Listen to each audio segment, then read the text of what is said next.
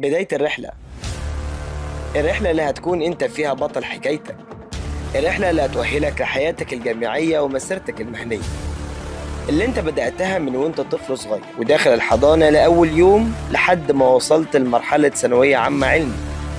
وعشان انت تستحق تكون الأول، أنا معاك وفي ظهرك للنهاية. يلا بينا نبدأ حكايتك اللي هتكون فيها بطل من أبطال أوائل الجمهورية دفعة 2025 بمشيئة الله. السلام عليكم، ازيكم يا شباب؟ اخباركم عاملين ايه؟ النهارده بعون الله سبحانه وتعالى هنبتدي حل اسئله الاساي كويستشن اللي خاصه بسيشن 1.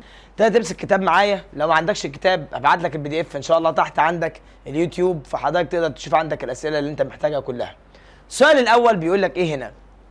Explain why some material conduct electric current while other are not conduct او بنقول عليها insulator. بص يا عمنا كده بالراحه كده. الماتيريال اللي بتوصل الكهرباء كده يعني بيكوز ايه الاجابه بقى؟ بيكوز some material مالهم بقى؟ بالراحه بقى، انور وحسن خطك، بالراحه وحسن خطك. حاضر هحاول. because some material عنده have large number of free electron. في بعض الماتيريال عندها عدد كبير من الفري الكترونز، وبالتالي اللي عنده عدد كبير من الفري الكترون so they are conductors، وبالتالي دول هيبقوا ايه؟ conductors. while الجزء الثاني في السؤال، ما السؤال شقين.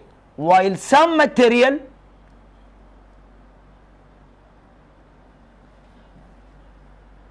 have no free electron، ما عندهمش فري الكترونز، ما عندهمش الكترونات حره، ما بيعملوش لوز للالكترونز. so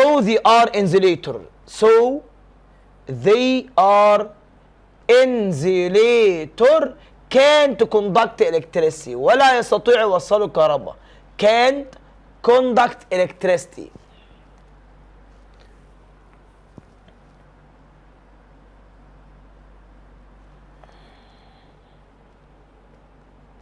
انا ماليش دعوه، انا مش معاصر حضرتك، انا بقول لك الكلام بشكل عندك تاني. يقول لك بعض الماتيريال بتوصل الكهرباء والتاني لا. اقول له عشان في ماتيريال عندها لارج نمبر من الفري الكترون فبيوصلوا الكهرباء، وفي بعض الماتيريال ما عندهاش فري الكترونز وبالتالي دول ما يقدروش يوصلوا الكهرباء، فبيتقال عليهم ان هم انزيوليتور. تعال نشوف السؤال اللي بعده. السؤال اللي بعده a current of 3.2 ملي امبير passing through wire. Calculate the rate of electron passing in cross section area of conductor. طب تعال نكتب كده الجيفن ونكتب هو طالب ايه. بص كده بالراحه كده. مدينا current intensity بكام؟ ب 3.2 ملي امبير. حلو. عاوز ايه بقى؟ عاوز الريت اوف الكترون، يعني عاوز ريت يعني اي حاجه ديفايدد تايم. ريت اوف الكترون يعني ان على تي. ريت اوف الكترون اللي تبقى اليونت بتاعتها الكترون بير سكند. عاوز اعرف الريت اوف الكترون بيعدي في الكروس سكشن اريا. طب الاي بتساوي كيو على تي، صح يا حماده؟ طب عاوزين الان والاي يظهروا. افك الكيو ان في اي على التايم. طب انا عاوز ايه على التايم؟ ولا سوري، انا عاوز الان على التايم. انا عاوز مين؟ عاوز الان على التايم. حلو قوي يا عم، حلو قوي. ان في اي على التايم، انت عاوز مين؟ ان على التايم، ده الريت اوف الكترون. ودي الاي بقى الناحيه الثانيه يا حماده بالايه؟ بالديفايدد. يبقى الان على التايم ده اسمها الريت اوف الكترون بتساوي كارنت انتنسي ديفايدد اي. الكارنت انتنسي عندنا كام؟ 3.2 ملي امبير. الملي امبير والله العظيم ما بنحبها ولا بتحبنا، نحولها من ملي الامبير اضرب في 10 باور نيجاتيف 3. والالكترون تشارج رقم ثابت 1.6 في 10 باور نيجاتيف 19. يا عم يبقى احفظه يا عم، مش هتخسر حاجه، احفظه. 1.6 في 10 باور نيجاتيف كام؟ 19. اشمعنى في الكيمستري هتحفظ عدد افوكادرو نمبر والكلام ده كله؟ احفظ لنا يا عم الحاجه بتاعتنا احنا كمان. تحفظ في الكيمستري بس وحاجه لا. طيب يلا كده 3.2 في 10 باور نيجاتيف 3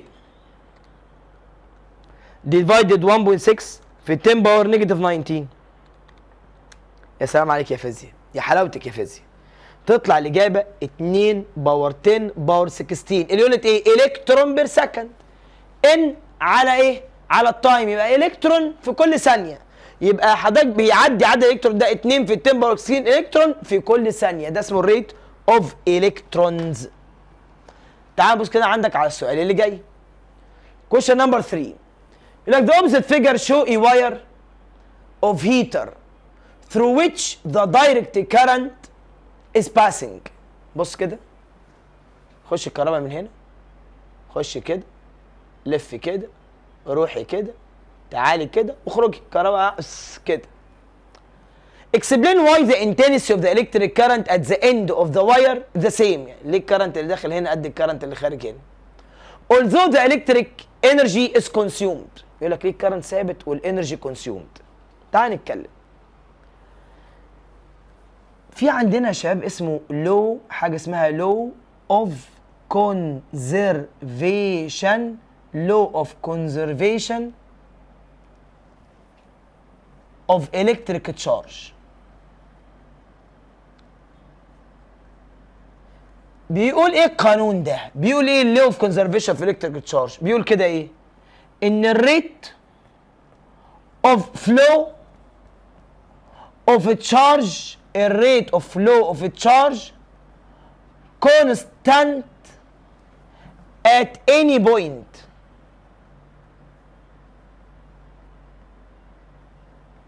يعني اي بوينت الكهرباء ماشيه فيها الريت اوف تشينج اوف تشارج ثابته. الريت اوف تشينج اوف ذا تشارج يعني كيو على تي اللي هو الكرنت انتنسيتي. ده اسمه لو اوف كونزرفيشن اوف تشارج. يقول لك عند اي نقطه الريت اوف ذا فلو اوف ذا تشارج ثابته، عشان كده الكرنت انتنسيتي اللي داخله واللي خارجه ثابته. حاجه الثانيه بيقول لك وبالرغم من ذلك في جزء من الانرجي بيستهلك. طبعا جزء من الانرجي بيستهلك، ان في جزء من الالكتريك انرجي بيتحول على شكل ثيرمال انرجي. خلاص. although بالرغم although ان some electric energy، في جزء من الالكتريك انرجي اختصرها كده اي دوت اي الكتريك انرجي convert على شكل هيت.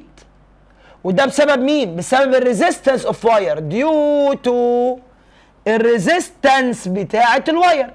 ريزيستنس الوايرز بتخلي جزء من الطاقه الكهربيه بيتحول على شكل ثيرمال ايه؟ ثيرمال انرجي.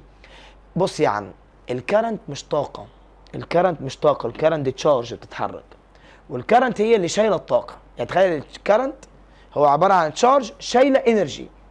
الانرجي هي اللي بتستهلك تتحول من الكتريك انرجي الى ثيرمال انرجي، بس الكرنت اللي داخل او التشارج اللي داخله قد التشارج اللي خارجه، وده اسمه لو اوف كونزرفيشن اوف تشارج. تاني عشان تكونوا عارفين، البطاريه اللي بتستخدم في الدوائر الكهربيه مش مصدر تشارج، البطاريه مصدر طاقه. البطاريه بتدي طاقه، التشارج بتيجي من الكوندكتور اللي بيديها طاقه بقى البطاريه. فالطاقه وهي ماشيه بقى عندك ايه؟ لو دخلت على ريزيستنس بتاعت سخان تتحول لحراره، لو دخلت على ريزيستنس بتاعت لمبه تتحول لطاقه ضوئيه، لو دخلت على ريزيستنس بتاعت كاسيت تتحول لطاقه صوتيه. فالطاقه بتفقد على شكل بقى انواع من الطاقه حسب اللو اوف كونزرفيشن اوف انرجي، حسب الجهاز مصمم لايه. بس التشارج ما بتتغيرش. law of conservation of charge بيقول ان الريت اوف تشينج او rate of the flow of the charge constant at any point. طيب بص معايا كده عندك على السؤال ده نمبر 4. The opposite figure represents the electric. حلو قوي السؤال ده، قوي قوي قوي قوي. السؤال يا جماعه ده تحفه وجميل جدا، ركز فيه، حلو قوي قوي قوي. The opposite figure represents the relation between quantity of charge Q passing through a certain cross-section area of conductor and time. Deduce the relation ما بين الانتنسي of the current in the conductor في الانترفال AB و BE. نجيب الكرنت في الانترفال AB ونجيب الكرنت في الانترفال BC ونجيب ريشيو. فكده نعمل عمليه ايه؟ كومبير. نشوف ديديوس بقى مين اكبر من التاني. طيب انا قلت لك لما يكون عندك مربعات، بص كده ادي مربع كده اهو، وادي مربع تاني، وده مربع تالت، وفي عندي مربع هنا. برسم المربعات التانية بس تبقى واضحة قدامك. المربعات لما مش مكتوب عليها ارقام اكتب عليها انت وحايد بال1، تحط عليها ارقام بالايه؟ بالواحد. يعني تعمل كده 1 2 3، وهنا 1 2 3 4. ندردش مع بعض بقى. الكوندكتور بدأ من A لغايه النقطه B. من A لغايه B عاوز اطلع السلوب. طبعا انت عارف ان السلوب بتاع الكيرف ده السلوب بيساوي اي. ليه؟ السلوب كيو على التايم، وكيو على التايم ده يدي اي. طيب انا بقى عاوز اجيب السلوب من الانترفال من A to B، فكده اجيب الكرنت من A to B. طب السلوب من A لغايه B بيساوي ايه؟ السلوب بتاع الخط ده بيساوي ايه؟ واي اوفر اكس. بص طالما انا بادئ من عند نقطه زيرو، انا بادئ من الزيرو، دلتا واي اللي هي 5 على 1. تمام؟ ادي 1 2 3 سوري انا اسف 1 2 3 4. دي 3 4.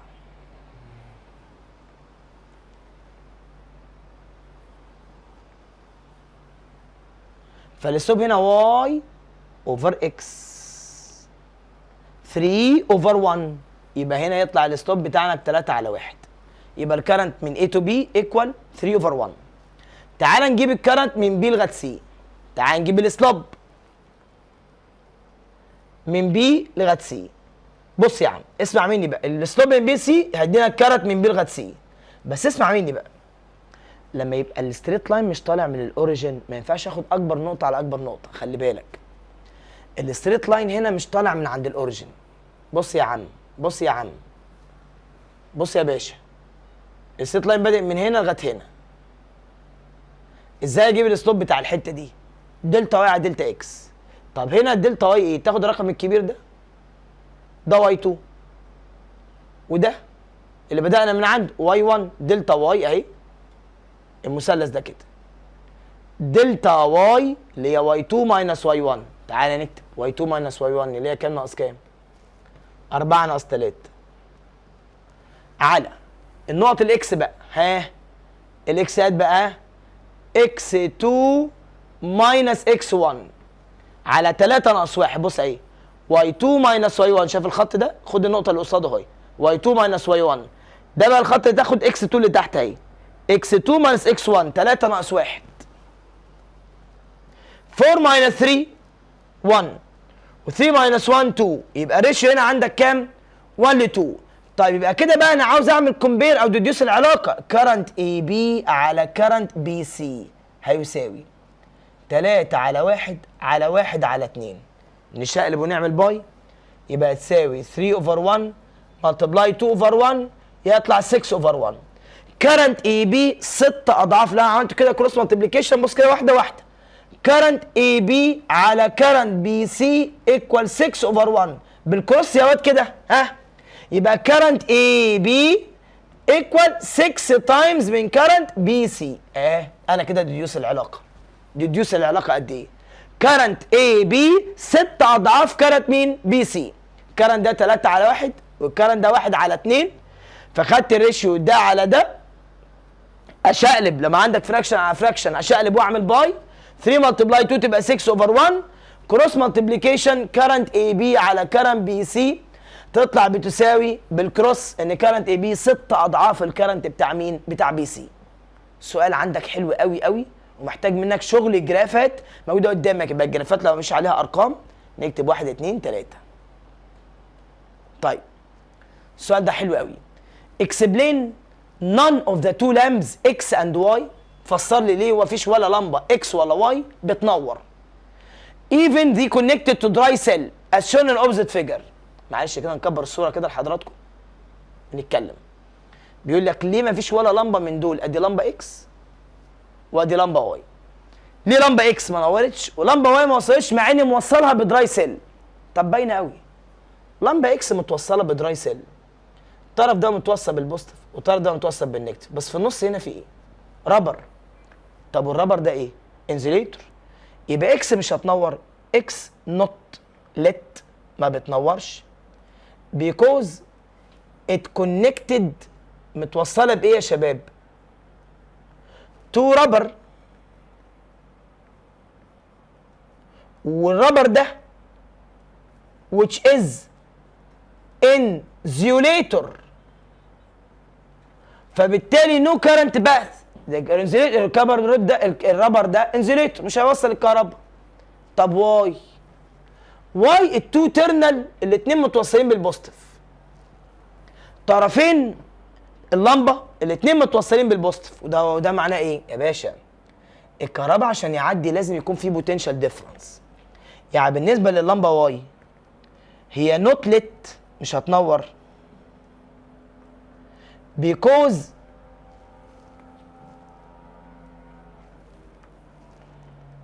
because its terminal، مالهم بقى؟ ركز كده معايا.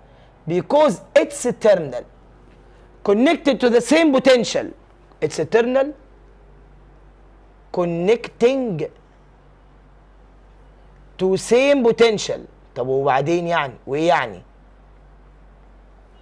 اختصارا كده same potential. سو بقى ايه؟ وبالتالي ما عنديش بوتنشال ديفرنس. شرط ان الكهرباء تعدي لازم يكون في بوتنشال ديفرنس. يعني ايه بوتنشال ديفرنس؟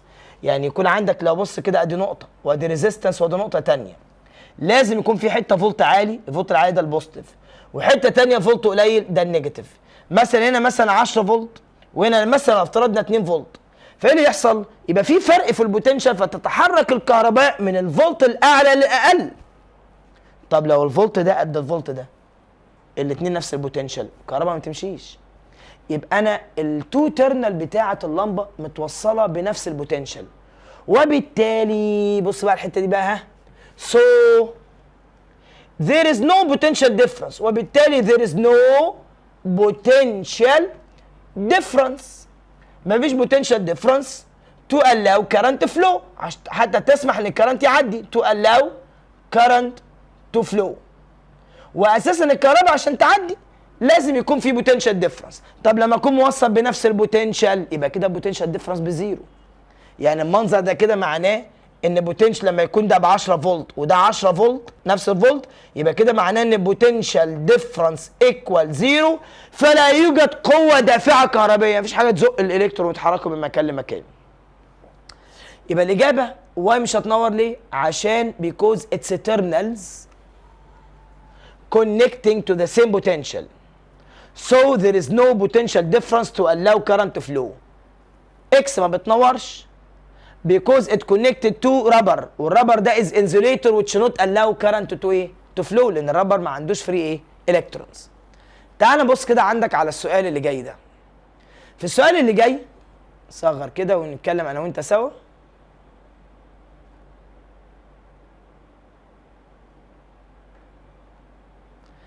بنلاقي عندك في السؤال ده ايه بقى؟ تعالى كده نقرا. ده سؤال رقم 6 موجود عندك في كتاب المعاصر. بيقول لك in the opposite figure if the work done to transfer 10 power 20 free electron from point Y to point X is 80 joule. معلش ركز كده معايا.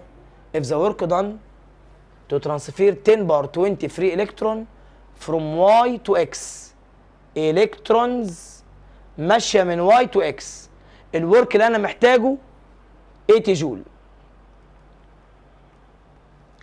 كالكوليت ذا الكتريك بوتنشال عند واي، عاوز الفولت عند النقطه واي بتساوي كام؟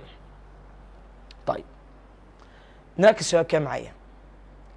الالكترونز لو هي ماشيه من واي لاكس، انا مش هشتغل اتجاه الالكترون، انا بشتغل على اتجاه الكرنت، يبقى الكرنت ماشيه من اكس لواي.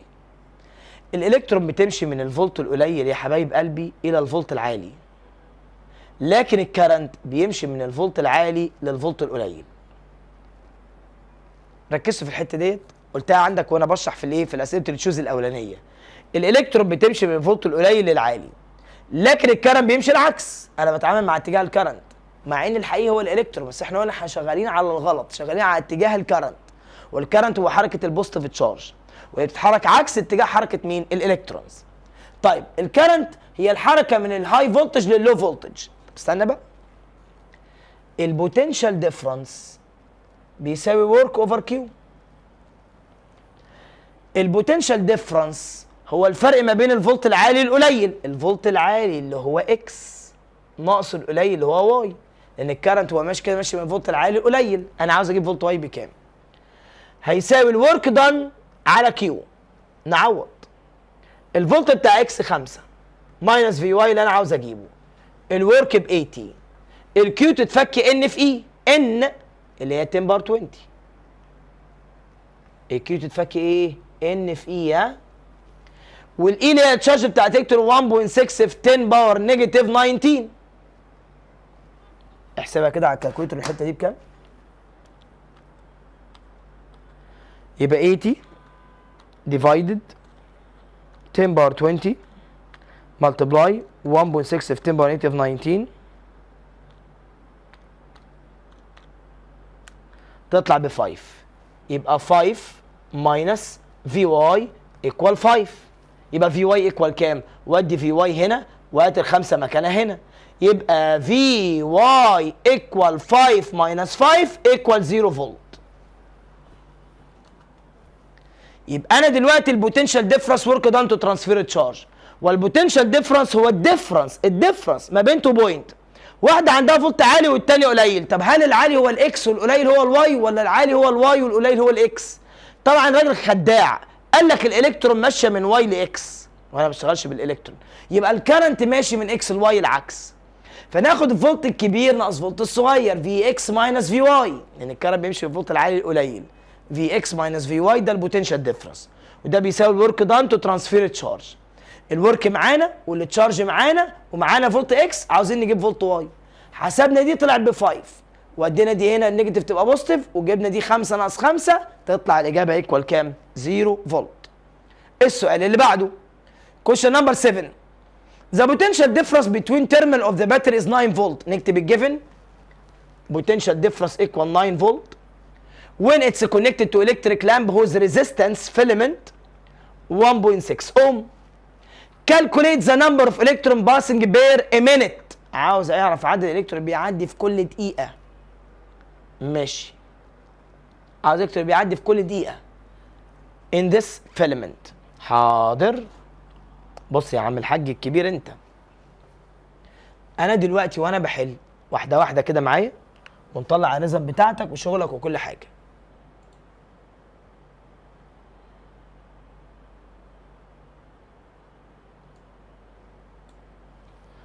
بص حبيب قلبي، خطواتك هات الاي الاول. الاي بتساوي في على ار. ما انا اجيب الان منين؟ اجيبها من عند الاي. طب الفي 9 على الار 1.6. 9 على 1.6 تطلع معاك كده 45 اوفر 8 امبير. حلو. الاي دي بتساوي ان في اي على التايم. حلو. انا عاوز اعرف عدد الالكترون اللي بيعدي في كل ايه؟ كل مينت. يبقى التايم ده مينت يعني 6 سكند. حلو. التايم مينت يبقى التايم ده ب 6 سكند. عوض بقى يا بطل. الاي 45 اوفر 8 ايكوال عدد الالكترون عاوز اجيبه في الاي اللي هي 1.6 في 10 باور نيجاتيف 19 على التايم اللي هو بيساوي 6 سكند. هنعمل كروس 60 في 45 على اللي جنب الان ده، يبقى الان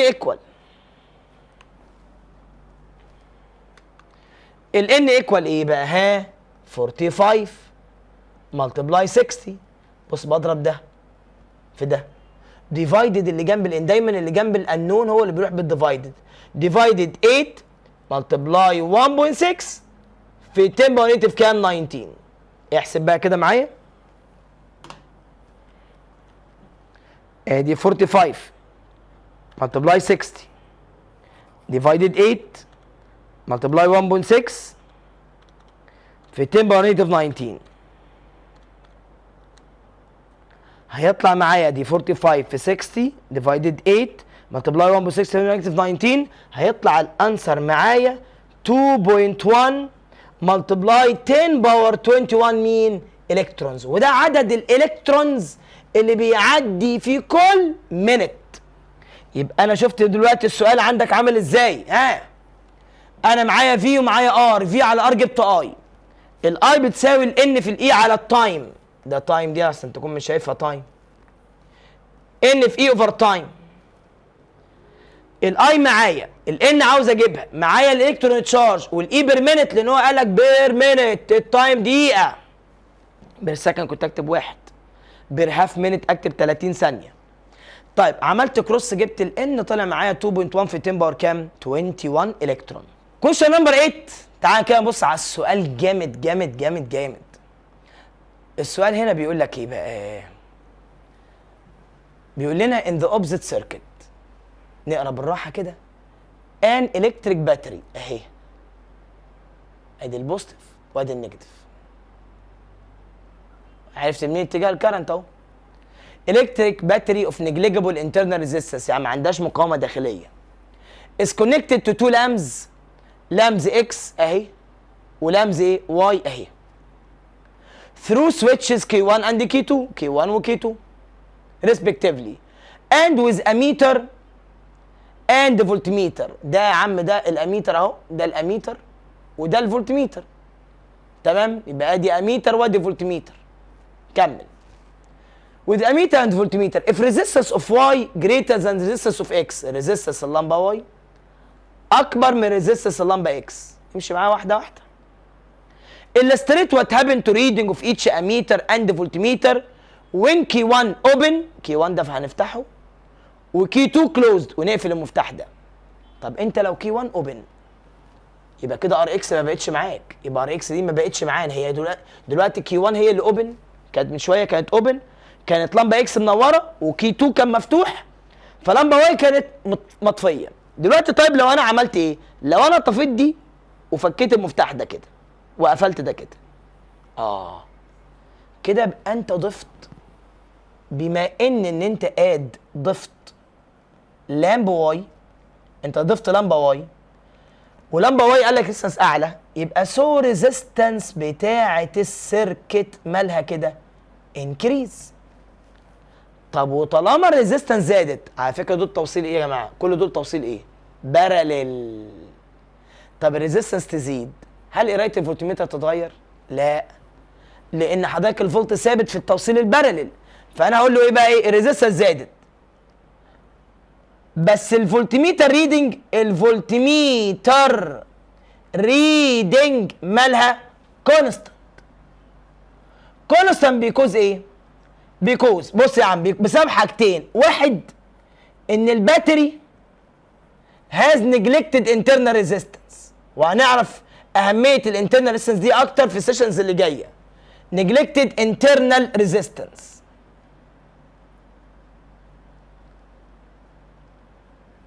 وكمان اتنين، الفولتميتر ثابت ليه؟ عشان البطاريه عندها نيجلكتد انترنال ريزيستنس اند لامبس باراليل، واللمبه بتاعتك باراليل وذ باتري، باراليل مع البطاريه. واي حاجه باراليل مع البطاريه تاخد نفس الفولت بتاع البطاريه. باراليل يعني متوصلين ما بين نفس التو بوينتس، يعني البطاريه اهي وادي اللمبه اهي، فيعتبر اللمبه دي واللمبه دي، يعني لمبه اكس ولمبه واي باراليل مع بعض. وهنا كان في عندي جهاز فولتميتر اهو كده، فولتميتر هنا، فالفولتميتر ده بيقيس فولت اكس وبيقيس فولت واي في نفس الوقت، عشان دول متوصلين ما بين نفس النقطتين، دول باراليل مع بعض. والله تفتح اكس تقفل واي الفولت هيفضل ثابت لانه بيساوي فولت البطاريه. في الباراليل الفولت ما بيتقسمش. طيب والاميتر؟ والاميتر ريدنج بقى يحصل له ايه؟ قال لي الاميتر ريدنج اميتر ريدنج يا ابني، مش الريزيستنس زادت؟ مش انت دخلت ريزيستنس، دخلت لامب واي، ضفت لمبه واي في السيركت؟ لمبه واي عندها ريزيستنس ايه؟ اعلى من اكس. طب الريزيستنس لما تزيد يبقى قرايه الاميتر يحصل لها ايه؟ ديكريز از ان الار انكريز. طبعا كده يا شباب خلي بالك، الار مع الاي علاقه انفيرسلي عشان الفولت ثابت. طالما قلت ان الفولت ثابت فبراحتك بقى يا معلم، يبقى الار مع الاي علاقه ايه؟ انفيرسلي. واحنا قلنا في التوصيل الباراليل الفولت بيبقى ثابت والار مع الاي علاقه انفيرسلي. كل ما تزود الار الاي تقل، تقلل الار الاي تزيد، بس بشرط يبقى الفولت ثابت. طب ما الفولت ثابت عشان دول توصيل باراليل، فالفولت ما بيتغيرش. فالفولت ما بيتغيرش، قرايه الفولتميتر تبقى ثابته. بس طالما الار كبرت الكرنت يقل. سؤال حلو، يبقى دي الاجابه. بص نقراها كده معاك. والله بسبب ديو تو وي اد لامب واي الار بتاعت السيركت زادت. الفولتميتر ريدنج هتبقى كونستانت بسبب البطاريه عندها نيجلكتد انترنال اند لامب بارلل وذ باتري، واللمبات بارلل مع الباتري، والباتري عندهم نفس البوتنشال. بالنسبه للاميتر ريدنج بتقل ان الار زادت، والار مع الاي علاقه انفيرسلي عشان الفولت ثابت. تعال نبص عندك على كويشن نمبر 9. Two metal wires. The first has resistance R. بص بقى الاجابه، بص الجيفن تتكتب ازاي. بيقول لك ذا فيرست عنده ريزيستنس ار. شوف انت بقى تكتب الصياعه في الكتابه، تروح ليه يبقى ار واحد بار. والالكترون بتعدي في الفيرست ده في كل ثانيه، الالكترون بتعدي في الكوندكتور الاولاني ده بير سكند، يبقى عدد الالكترونز اللي بيعدي في كل ثانيه كام؟ 10 باور 20 في كل ثانيه.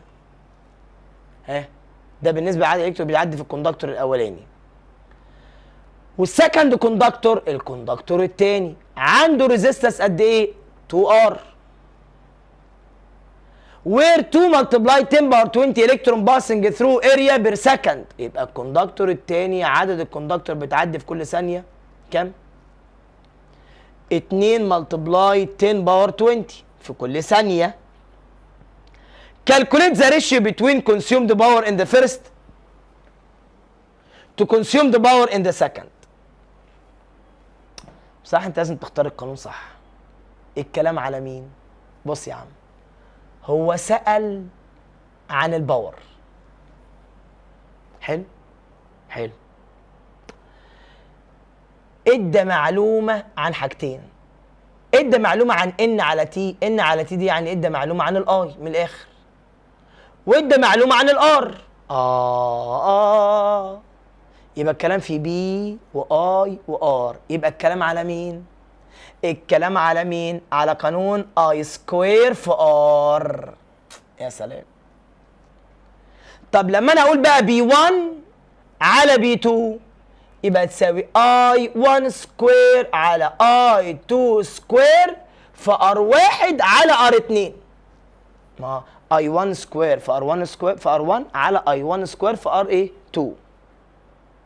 طيب الاي ان على تي، هي الاي لوحدها بتساوي ايه؟ الاي ان في اي على التايم. بص انا عاوزك تركز والله بجد، تفتكر في الريشيو. هل الاي ديت هتفضل زي ما هي ولا هتتكنسل؟ هتتكنسل. طب والتايم هيتكنسل انه ثانيه وثانيه، يبقى مين؟ الان. بس دي اي ولا اي سكوير؟ اي سكوير. يبقى القانون كده يبقى باور 1 على باور 2 هتساوي بدل اي 1 سكوير على اي 2 سكوير، المفروض انا بعمل ايه؟ ان في اي على تي كل ده باور 2 على ان في اي على تي باور 2 في ار 1 على ار 2. انا بقى ناصح، انا عارف ان التي هتروح مع التي والاي هتروح مع الاي، ودي ان 1 ودي ان 2، فيبقى القانون هيبقى عامل كده باور 1 على باور 2 هتساوي ان 1 سكوير على ان 2 سكوير في R1 على R2. خدت بالك انا عملت ايه؟ اولا انا اخترت القانون ده اشمعنى؟ لان الراجل جاب لي سيره عن البي والاي والار. جاب سيره عن الاي ازاي؟ قال the rate of electrons. the rate of electron ده ان على تي، تضربها في اي تبقى اي. طيب يبقى ده القانون اللي انا هستخدمه. طب عاوز ريش ما بين باور 1 على باور 2، يبقى القانون اهو اللي انا هستخدمه. باور 1 على باور 2 ايكوال اي سكوير في ار على اي سكوير في ار. الاي ان في اي على التايم باور 2، هتشيل الاي مع الاي والتي مع التي عشان دول ثابتين، يبقى ايه؟ ان 1 سكوير على ان 2 سكوير في ار 1 على ار 2. طب ما انا كل حاجه معايا خلاص. يلا بي 1 على بي 2 ان 1 ب 10 باور 20 10 باور 20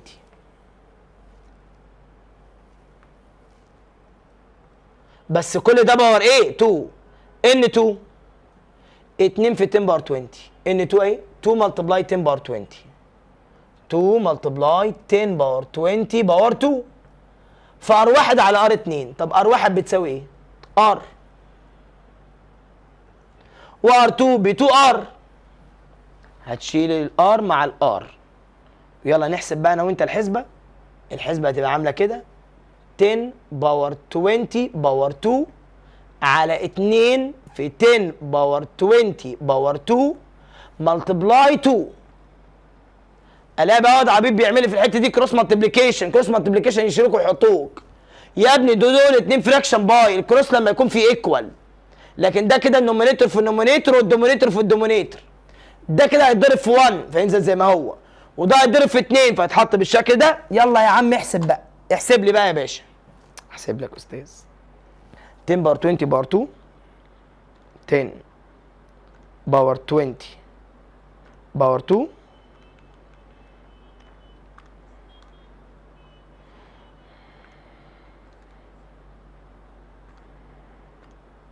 على 2 في 10 باور 20 باور 2.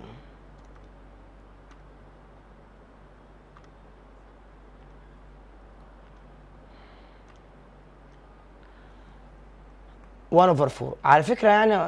يعني كل معلش كل ده ملتبلاي 2 لسه، يبقى 1 اوفر 8 ملتبلاي 2 اهي كده.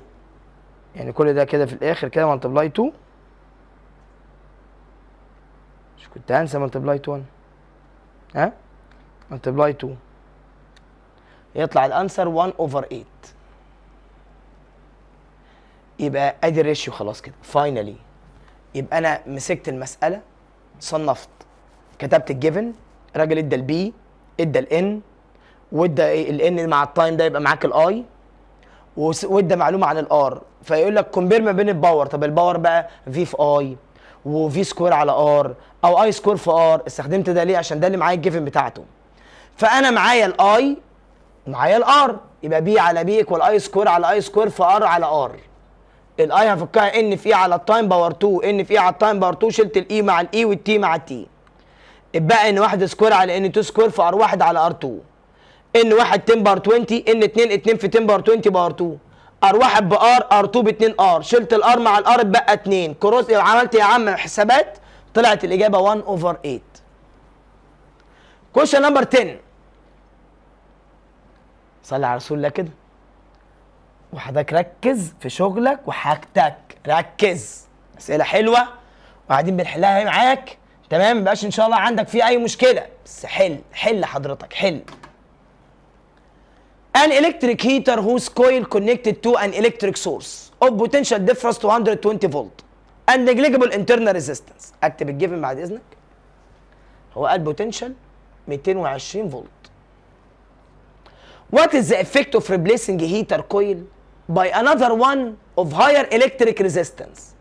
يعني انا كان عندي R1 جبت بدالها R2 بس بريزيستنس اعلى.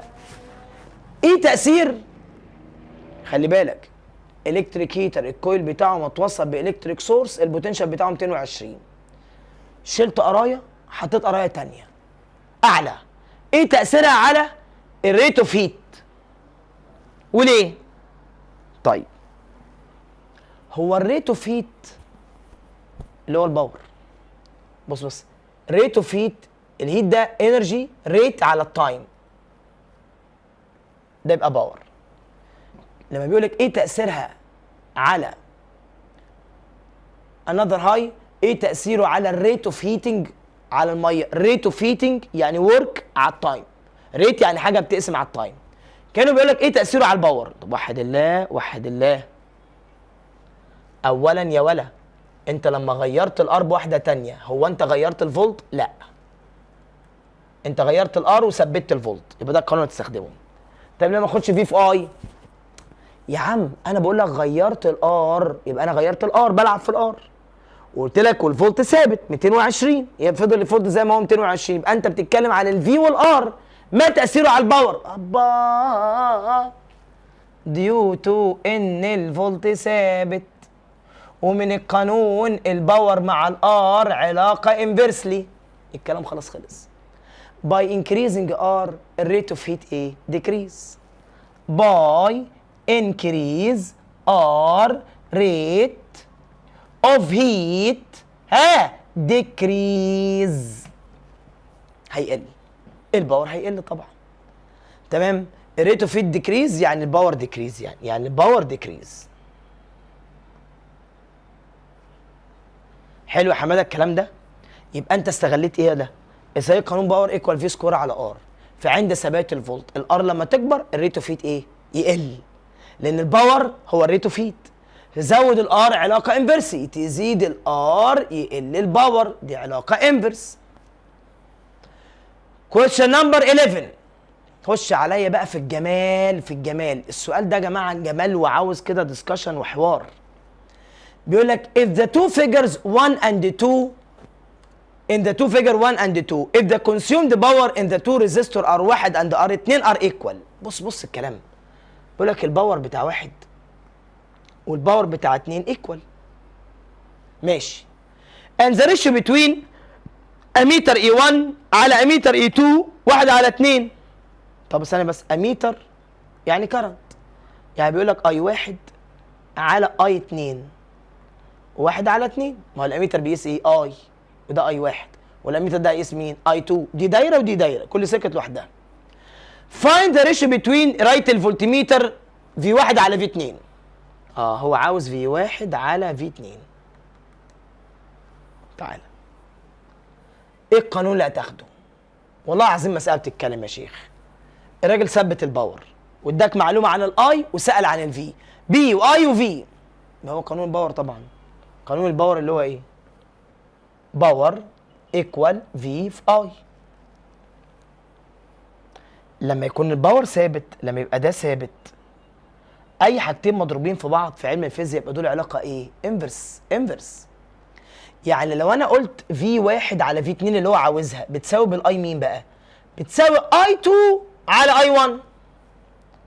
طيب اي 1 على اي 2 ب1 على 2، يبقى اي 2 على اي 1 بكام؟ ب2 على 1. خلصت يا معلم يا كبير. عند ثبات الباور، هو الباور ثابت ازاي؟ ما قال لك الباور 1 قد باور 2. فلما يكون الباور ثابت اي حاجتين مضروبين في بعض يبقوا علاقه ايه؟ انفرسلي.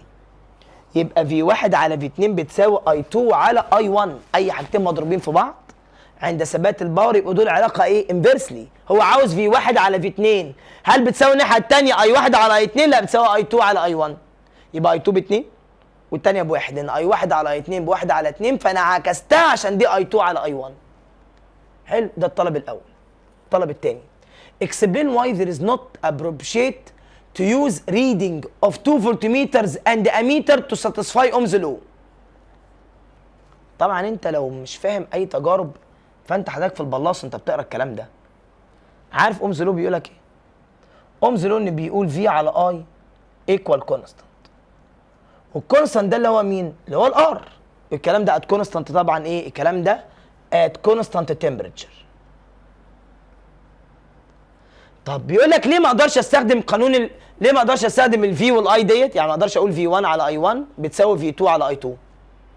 ليه؟ مش المفروض قانون اومز لو ان مهما غيرت الفي والاي تفضل الار ثابته؟ اقول لك ايوه، بس بشرط ان الار تفضل ثابته. انت جايب ارايا ار1 وارايا ثانيه ار2، فازاي تجيب ارتين مختلفتين وتغير الفي والاي وتقول ايه؟ هي الار ليه مش ثابته؟ ما الار مش ثابته عشان انت جبت 2 ار. فالاجابه هنا ليه ما اقدرش استخدم قانون اومز لو واخد في 1؟ اقول لك اول حاجه كده بيكوز في 1 على اي 1 هي لا تساوي في 2 على اي 2. دي مش قد بعض، دول مش قد بعض. because we have two different resistance. because ايه؟ we have two different عم حسن حسن خطك. because we have two different resistance. عشان احنا عندنا 2 resistance ايه؟ مختلفين. وقانون اومز لو بيقول ايه بقى؟ اومز لو بيقول ايه؟ اومز لو بيقول ايه؟ ان الفي مع الاي دايركتلي ات كونستانت ار اند تمبرتشر. طب هي الار ثابته؟ لا، الار مش ثابته. فازاي عاوز احقق قانون في 1 على اي 1 لا يمكن تساوي في 2 على في 2؟ عارف لو الار ثابته في 1 على اي 1 هتساوي في 2 على اي 2 بتساوي ار. لكن حضرتك دلوقتي طالما عندك ارتين، هل ينفع اطبق قانون اومز لو على ارتين مختلفتين؟ لا. يعني غير الفي والاي لارتين مختلفتين يطلعوا قد بعض؟ لا. اومز لو بيقول الفي مع الاي دايركتلي لما تكون الار ايه؟ ثابته. هل الار هنا ثابته؟ لا، يبقى قانون اونز لو ما يقدرش ان يحصل له ساتسفاي، وبالتالي ريش ما بين في 1 على اي 1 لا يمكن تساوي في 2 على اي 2 لان انت عندك ارتين مختلفتين، وده لا يحقق قانون اومز ايه؟ لو. ماشي؟ كويشن 12 ده سؤال هايل ورائع جدا جدا يا شباب. بعد ما خدت بريك تعالى لي بقى كده هنا. بيقول لك student used the tools shown in a figure to study how the resistance of the wire AB of uniform cross section area changed with the changing length. يعني عارف ده كأنه ريوستيت. السؤال بيقول لك ايه؟ What is the rule of X to achieve the experiment؟ تعالى افهمك بقى. X دي نكبر الصورة كده ونتكلم. يقول لك X دي بتعمل ايه عشان تساعدك على التجربة؟ بص يا عم، X ديت طرف. لو انت مثلا بص كده معايا، دي البطاريه اهي، لو انت جبت الطرف ده اكس جبته هنا الحته دي، تخيل كده طرف اكس ده انت حطيته هنا، ادي اكس اهي كده. الكرنت هيعمل ايه؟ هيخرج من البطاريه البوزيتيف اهي، هيعدي على الاميتر، يروح داخل هنا يمشي في الحته دي، بعد ما يخش في الحته دي الكرنت يروح خارج ماشي في السلك بقى ده كده، تمام؟ في السلك عندك اكس، يروح رايح عندك طبعا، انت عندك فيه طرفين صح ولا لا؟ تروح ماشي عندك هنا، ماشيه كده، بعدين داخله كده اهو، راح على الطرف الايه؟ النيجاتيف ده، اند سو اون، ماشيه كده بقى عندك الدايره بتاعتك. ده الفولتميتر اللي بيقيس البوتنشال ديفرنس ما بين النقطه دي والنقطه دي. بص الفولتميتر ده توصل هنا ما بين نقطه اكس ونقطه ايه. طب استنى، لو انا خدت نقطه اكس دي حطيتها هنا، اكس ده هجيبها هنا، يلا كده نمسح كده، يلا كده هات اكس في الحته دي، هات النقطه اكس دي حطها هنا، حاضر كده، ادي النقطه اكس. لو انت حطيت الطرف ده اكس، شلتيه وحطيتيه هنا كده،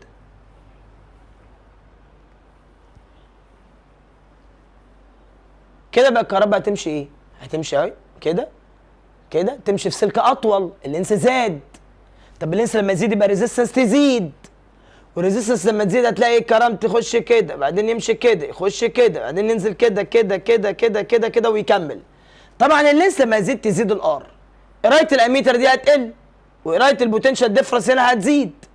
فيبقى بيقول لك اشرح لي الهدف. ايه الهدف من النقطه اكس دي؟ تعالى نتكلم بقى، نقول كلام.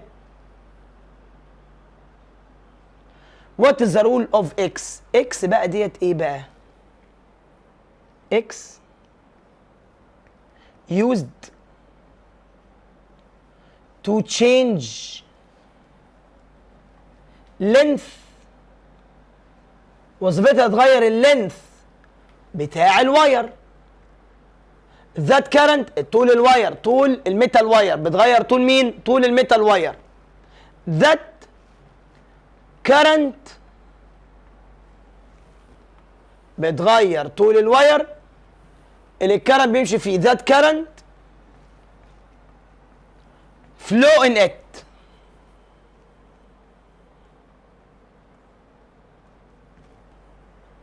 and hence، يعني ايه and hence؟ وبالتالي يعني لما بغير طول الواير and hence change مين؟ change resistance. according to relation، حسب العلاقة R بتساوي resistive لينس على مين؟ على الاريا. فالار مع ال علاقة ايه؟ دايركتيف. اما اغير طول السلك هغير الار، والار بقى تتحكم في الكرنت وفي الفولت. طيب what is the aim of using Z and M؟ انا لسه اشرحهم لك وانا شغال. Z هو عبارة عن مين؟ اميتر. Z ده مين؟ اميتر which used to measure the current intensity. وام ده بوتنشال، ده فولتميتر اللي بيقيس البوتنشال ديفرنس ما بين اكس والنقطه ايه، ما بين اكس وايه. اكس ده نقطه الكونتاكت. يبقى زد ده براحه كده هنا، زد ات از اميتر. بيعمل ايه يعني الاميتر؟ يوزد تو ميجر كارنت انتنسيتي، وظيفته يقيس قيمه الكارنت. تو ميجر كارنت انتنسيتي. وام ده فولتميتر، ات از فولتميتر، بيقيس ميجر البوتنشال ديفرنس اللي بتوين اكس النقطه اكس مثلا حطيتها انت هنا وايه بين اكس اند بوينت ايه. وطبعا انا عرفت الفولتميتر ليه، عشان ده متوصل بارل. بص متوصل ما بين نقطتين اهو، جهاز متوصل ما بين 2 بوينتس، لكن الاميتر نقطه واحده بس، الاميتر مش 2 بوينتس ولا حاجه. فالاميتر ده سيريس اللي هو جنب البطاريه، كفولتميتر متوصل ما بين نقطتين، ده اسمه توصيل بارل. طيب يعني انا برضو حبيت اوضح الرسمه بتاع اللي فاتت دي شويه. ادي بطاريه وده جهاز الاميتر اللي هو مسميه عندك ايه؟ بسم الله الرحمن الرحيم، مسميه زد. وبعدين ده بقى الريوستيت اللي هو الواير بتاعنا، وده الطرف اكس. وهنا انا موصل الفولتميتر. بص بقى الفولتميتر بقى عامل ازاي. الطرف اكس ده في طرف منه متوصل بجهاز الفولتميتر، وطرف تاني من الفولتميتر متوصل هنا عند النقطه ايه. فانا ممكن اكس اشيلها من هنا واحطها هنا. بص كده، بص كده المنظر ده. بص الرسمه دي هوريها لك كده اهي، ادي كده. ممكن اخد الطرف ده كده واوصل ده هنا كده، وادي الطرف تاني اللي هو ده كده، ده اكس اهي. فخلي الكهرباء تمشي من اول كده. بص الكهرباء تمشي ازاي بقى، بص الكهرباء تمشي ازاي عشان لسه مش متخيل. ها اهي كده تمشي كده الكهرباء، وتروح ماشيه هنا هنا هنا هنا هنا لغايه النقطه مين؟ اكس. تروح داخله كده. ده فولتميتر، ده بيقيس البوتنشال ديفرنس بس، ده وظيفته بيقيس البوتنشال ديفرنس الفولتميتر. الكهرباء تمشي هنا. طب النقطه اكس دي لو انت خدتها بعدتها اكتر هتخلي الكهرباء تمشي في سلك ايه؟ اطول. فالفولتميتر بيقيس البوتنشال ديفرنس ما بين النقطه اكس والنقطه ايه. كان دي هي الريزيستنس يعني بتاعتك، اللي هو بيقيس البوتنشال ديفرنس بتاعها. والاميتر بيقيس قيمه الكرنت انتنس اللي معديه.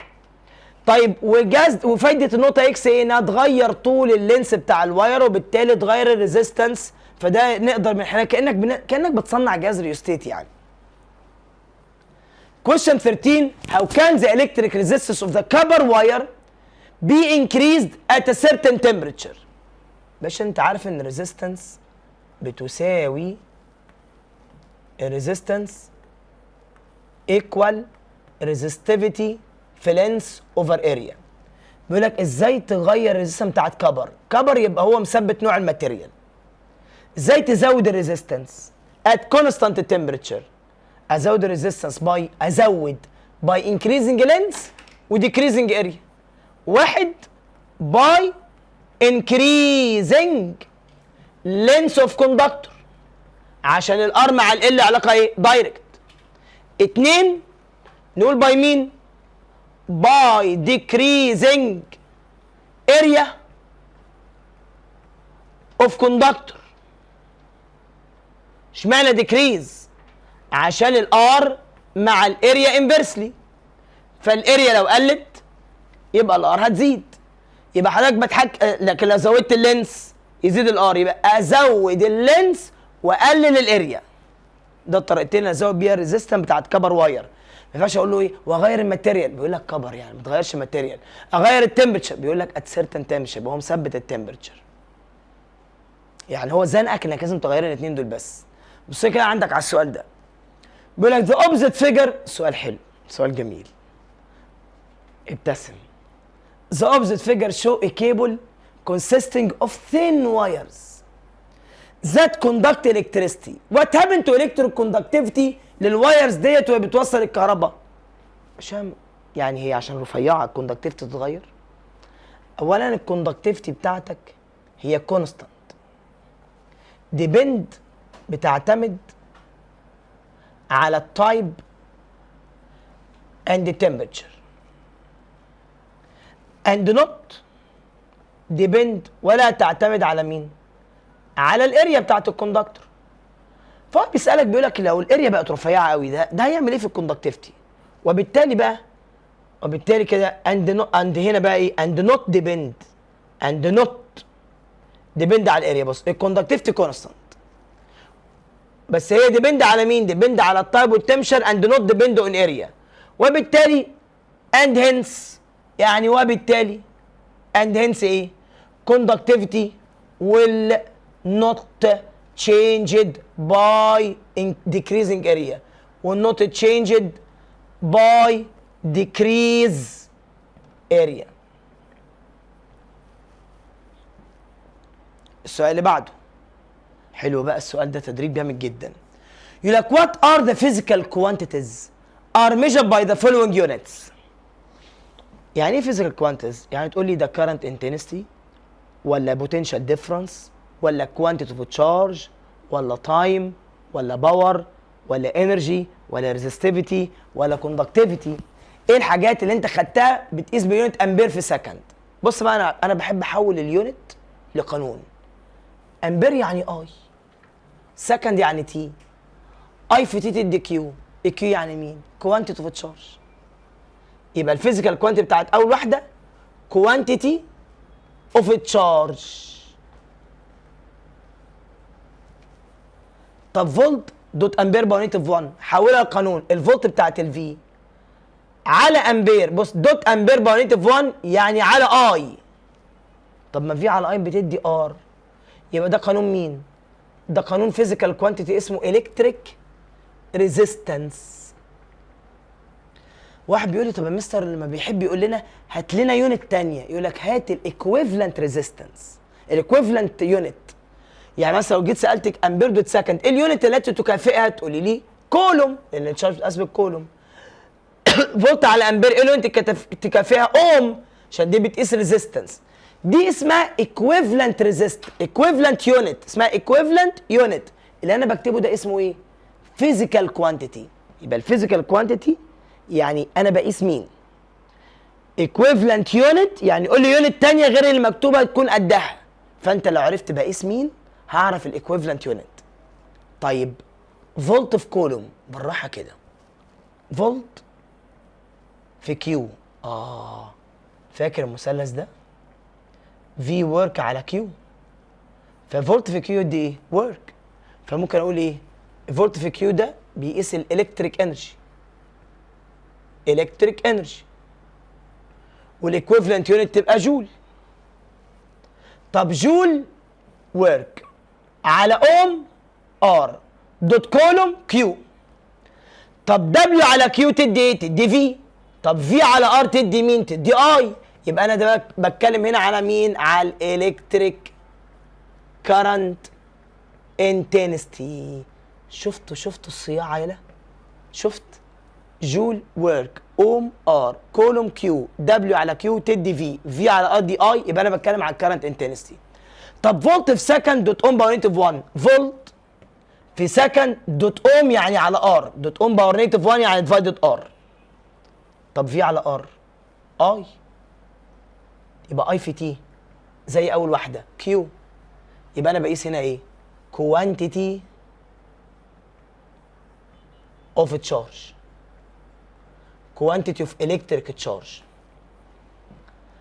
السؤال اللي جاي هنا بيقول لك write the mathematical relation and the equivalent to the slope of each of the following. عاوز القانون والسلوب بتاع كل واحده من دول. طيب بص يا عم، هنجيبهم لك كلهم بعون الله سبحانه وتعالى. W و Q القانون ايه؟ W equal Q multiply V. او نقولها كده، بص كده، W على Q equal V. يبقى السلوب equal V، مش هنقسم الواي على الاكس، هو W على Q equal ايه؟ equal V. طب هنا تاني واحدة R واحد على R سكوير. طب بص براحة كده، الار بتساوي ريزستيفيتي في لينس على اريا. طب انا عاوز اجيب ار سكوير، يبقى الار بتساوي ريزستيفيتي في لينس على باي ار سكوير.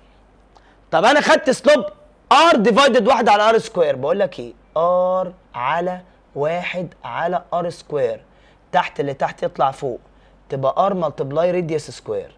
هو انت لو ضربت الار في راديوس سكوير ده السلوب ده يديك ايه؟ ريزستيفيتي في لينس على باي. يبقى السلوب بيساوي ريزستيفيتي في لينس على باي. تاني القانون ار ريزستيف لينس على اريا. هو كاتب هنا اريا ولا راديوس سكوير؟ افك الاريا باي ار سكوير. السلوب بقسم الواي على الاكس، ار على 1 على ار سكوير، تحت لتحت يطلع فوق، تبقى ار ملتبلاي ار سكوير. طب في القانون ده لو ضربت ار في ار سكوير اضربهم، يعني طلع الار سكوير فوق كده، هيبقى هنا ايه؟ ريزستيف لينس على باي. يبقى ريزستيف لينس على باي هو ده اسمه السلوب. طب ار ولينس اوفر اريا برضه، يلا ار بتساوي ريزستيف لينس على اريا. طب ار واللينس على اريا، ادي الواي وادي الاكس، فلو اديت ده الناحيه الثانيه بالديفايدد ار ديفايدد لينس على اريا هيطلع السلوب ايكوال ريزستيفيتي. هنا اي في اي على ال. طب اقسم الواي على الاكس، نكتب القانون اي في اي على ال. طلع ال فوق تبقى ال تحت لتحت يطلع فوق تبقى ليفا. وانا قلت لك قانون الليفا، قانون الليفا ده بتاع مين؟ بتاع الكوندكتيفيتي. يبقى ادي القانون اهو، ليفا والسلوب ايكوال الكتريك كوندكتيفيتي. اي على في اي اوفر ال يطلع فوق يبقى قانون الليفا، وانا مدي لاولادي قانون الليفا ده قانون مين؟ الكوندكتيفيتي. جت منين الليفا ديت يا شباب؟ الكوندكتيفيتي لارا ال على ار اي، والار بتتفك في على اي، فتحت لتحت يطلع فوق، فالاي تطلع فوق. فالاي لما تطلع فوق يبقى قانون الليفا اهو. فانت هنا كتبت قانون الليفا ده بتاع مين؟ الكوندكتيفيتي. فانت قسمت الواي على الاكس اديتك ليفا، والليفا دي يعني كوندكتيفيتي، يبقى القانون اهو وده السلوب. طب هنا في اي ال على ايه؟ في ده الواي على اكس اي ال اوفر اي، تحت لتحت يطلع فوق، تبقى فايل. قانون فايل انا مديهولكوا ده يا جماعه بتاع مين؟ ريزستيفيتي. برافو عليكم. يبقى السلوب هنا بيساوي ريزستيفيتي. برضو جبت منين فايل دي؟ الريزستيفيتي بتساوي رال، والار بتتفك فيه على اي، ادي ايه وادي ال، وافك الار في على اي، فايل او فايل. يبقى ده قانون لما قسمت الواي على اكس ادتني فايل، فالسلوب هنا ايكوال ريزستيفيتي. كده ديت القوانين والسلوبز اللي هو كان عاوزها في كويشن 16. تعال نبص على كويشن 17، وده جه قبل كده في امتحان سنه 2019 و2020، وجا شبهه عندك كتير في حاجات تانية. السؤال هنا بيقول لك ايه؟ The opposite table show the specification of 3 metallic conductor which are made of different material X, Y, Z. 3 metallic conductor X, Y, Z and have same cross section area. يبقى التلاتة different conductor بس نفس الاريا، الاريا بتاعت X قد الاريا بتاعت Y قد الاريا بتاعت Z. بيقول لك بقى هنا ايه؟ What is the ratio ما بين conductivity X to conductivity Y to conductivity Z؟ الكوندكتيفيتي قانونها لارا L على RA، وانا بعمل ريشيو الاي دي هتتكنسل، فيبقى conductivity X الى conductivity Y الى conductivity Z هتساوي ايه؟ هتساوي L على R بتاعت X، لان الاريا هتتشال L على R، الى L على R بتاعت Y الى L على R بتاعت Z. طب يلا كده نجيب L على R بتاعت X 2 على 1 يبقى تطلع 2، التانية 3 على 4 يبقى 3/4، اللي بعدها 3 على 6. يبقى ريشيو طالعه كده، الريشيو طالعه ايه؟ ها ركز معايا، 2 الى 3/4 يعني 0.75 الى 3 على 6 يعني هاف، 3 على 6 يعني نص كده. ادي الريشيو اهي. طيب من اللي انت شايفه كده مين اعلى كوندكتيفيتي؟ Which of this material preferred to be used in manufacture of wire of electric conductivity؟ مين اعلى كوندكتيفيتي؟ طبعا اكس، دي 2 اعلى كوندكتيفيتي، صح ولا لا؟ فاعلى كوندكتيفيتي اكس، فالاجابه على فقره رقم بي we prefer تيوز وبريفير تيوز مين؟ كوندكتور نوعه ايه؟ في التوصيل الكهربي نوعه اكس. اشمعنى؟ اعلى كوندكتيفيتي اهو فيهم كلهم كوندكتور اكس because it's the highest conductivity because it is highest conductivity اعلى conductivity. ماشي؟ يبقى احنا نفضل كوندكتور اكس عشان هو في الريشيو طالع اعلى كوندكتيفيتي. يبقى ادي كوندكتيفيتي اكس الى كوندكتيفيتي واي الى كوندكتيفيتي زد. على فكره بقى يعني في الامتحانات اوقات كانوا بيغيروا الريشيو دي، يعني انت طلعتها 2 ل3/4 لنص صح؟ طب لو انا عاوز اعمل سمبليفاي اضرب كل ده في 4. اضرب كل ده في 4 عشان تخلص من الاربعات والفراكشن ده. 4 في 2 تبقى 8 و4 في 3 على 4 دي هتطير مع دي بقى 3 و4 في نص تبقى 2 تبقى ريشيو 8 ل3 ل2. يعني جابوها مره في الامتحانات ما كتبوش الريشيو دي، ما كتبوش عندك الرقم ده، كتبوها بالصيغه دي فالعيال ما عرفتهاش. هو الراجل عمل ايه؟ بسطها فضرب كل 4 عشان يخلص من الفراكشن اللي تحت ده. ف4 في 2 8 4 في 3 على 4 هتشيل الاربعه مع الاربعه يبقى 3 4 ملتبلاي هاف ايكوال 2، فممكن ريشيو 8 ل3 ل2 وبرده كوندكتيفيتي اكس هي الاكبر.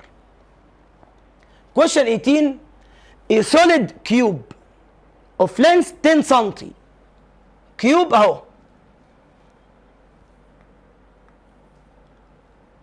solid cube اللينس بتاعه 10 سم made of material whose resistivity معانا resistivity 10 باور 7 اوم دوت متر is reshaped. عملت له ريشيب فاصبح واير والواير ده على شكل سلندر. ريزيستنس الواير ده ب 20 اوم. كالكوليت اللينس بتاع الواير ده ايكوال كام؟ عاوز طول الواير. طيب القاعده الرئيسيه في الشغل ان الفوليوم ثابت، يعني الفوليوم بتاعنا الكيوب قد الفوليوم بتاع الواير صح ولا لا؟ طالما ريشيب الفوليوم قد الفوليوم ففوليوم اي حاجه من الاثنين ثابت. حاضر. وفوليوم الكيوب اقدر اجيبه انا، فوليوم الكيوب اقدر احسبه ازاي؟ فوليوم الكيوب اهو بكام؟ ال باور 3 ده كيوب، ال 10 سم 10 سم اضرب في 10 باور 2 باور 3 كده فوليوم الكيوب معاك. تعالى بقى اعلمك ازاي تجيب طول الواير. مش الريزيستنس بتساوي الريزستيفيتي في اللينس على الاريا؟ انا عاوز اجيب اللينس بس انت مش معاك الاريا. اصبر. هي مش الفوليوم بيساوي اريا ملتبلاي لينس؟ طب الاريا مش معاك، اكتب فوليوم على اللينس. يبقى الار ايكوال ريزستيفيتي في لينس واشيل الاريا واكتب فوليوم على لينس. في تحت لتحت يطلع فوق. اللينس لما يطلع فوق يبقى ال في ال تبقى ال ايه؟ ال سكوير. طب ما انت كل حاجه معاك، يبقى كده معناه ايه؟ ان ال سكوير هتساوي الريزيستنس ملتبلاي الفوليوم على ريزستيفيتي. عوض الريزيستنس ب 20 اوم، الفوليوم 10 في 10 باور 2 باور 3،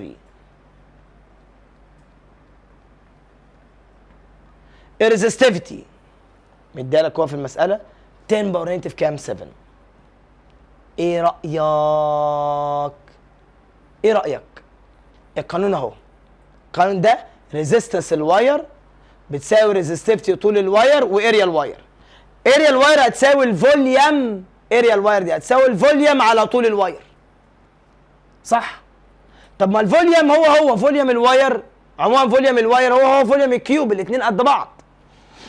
رحت شايل الاريا كتبت الفوليوم على اللينس تحت اللي تحت طلع فوق بقت ال سكوير. دي معاك دي معاك دي معاك صح؟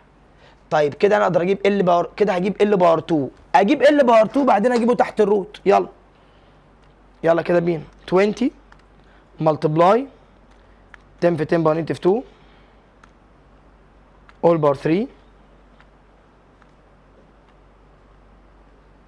divided 10 power negative 7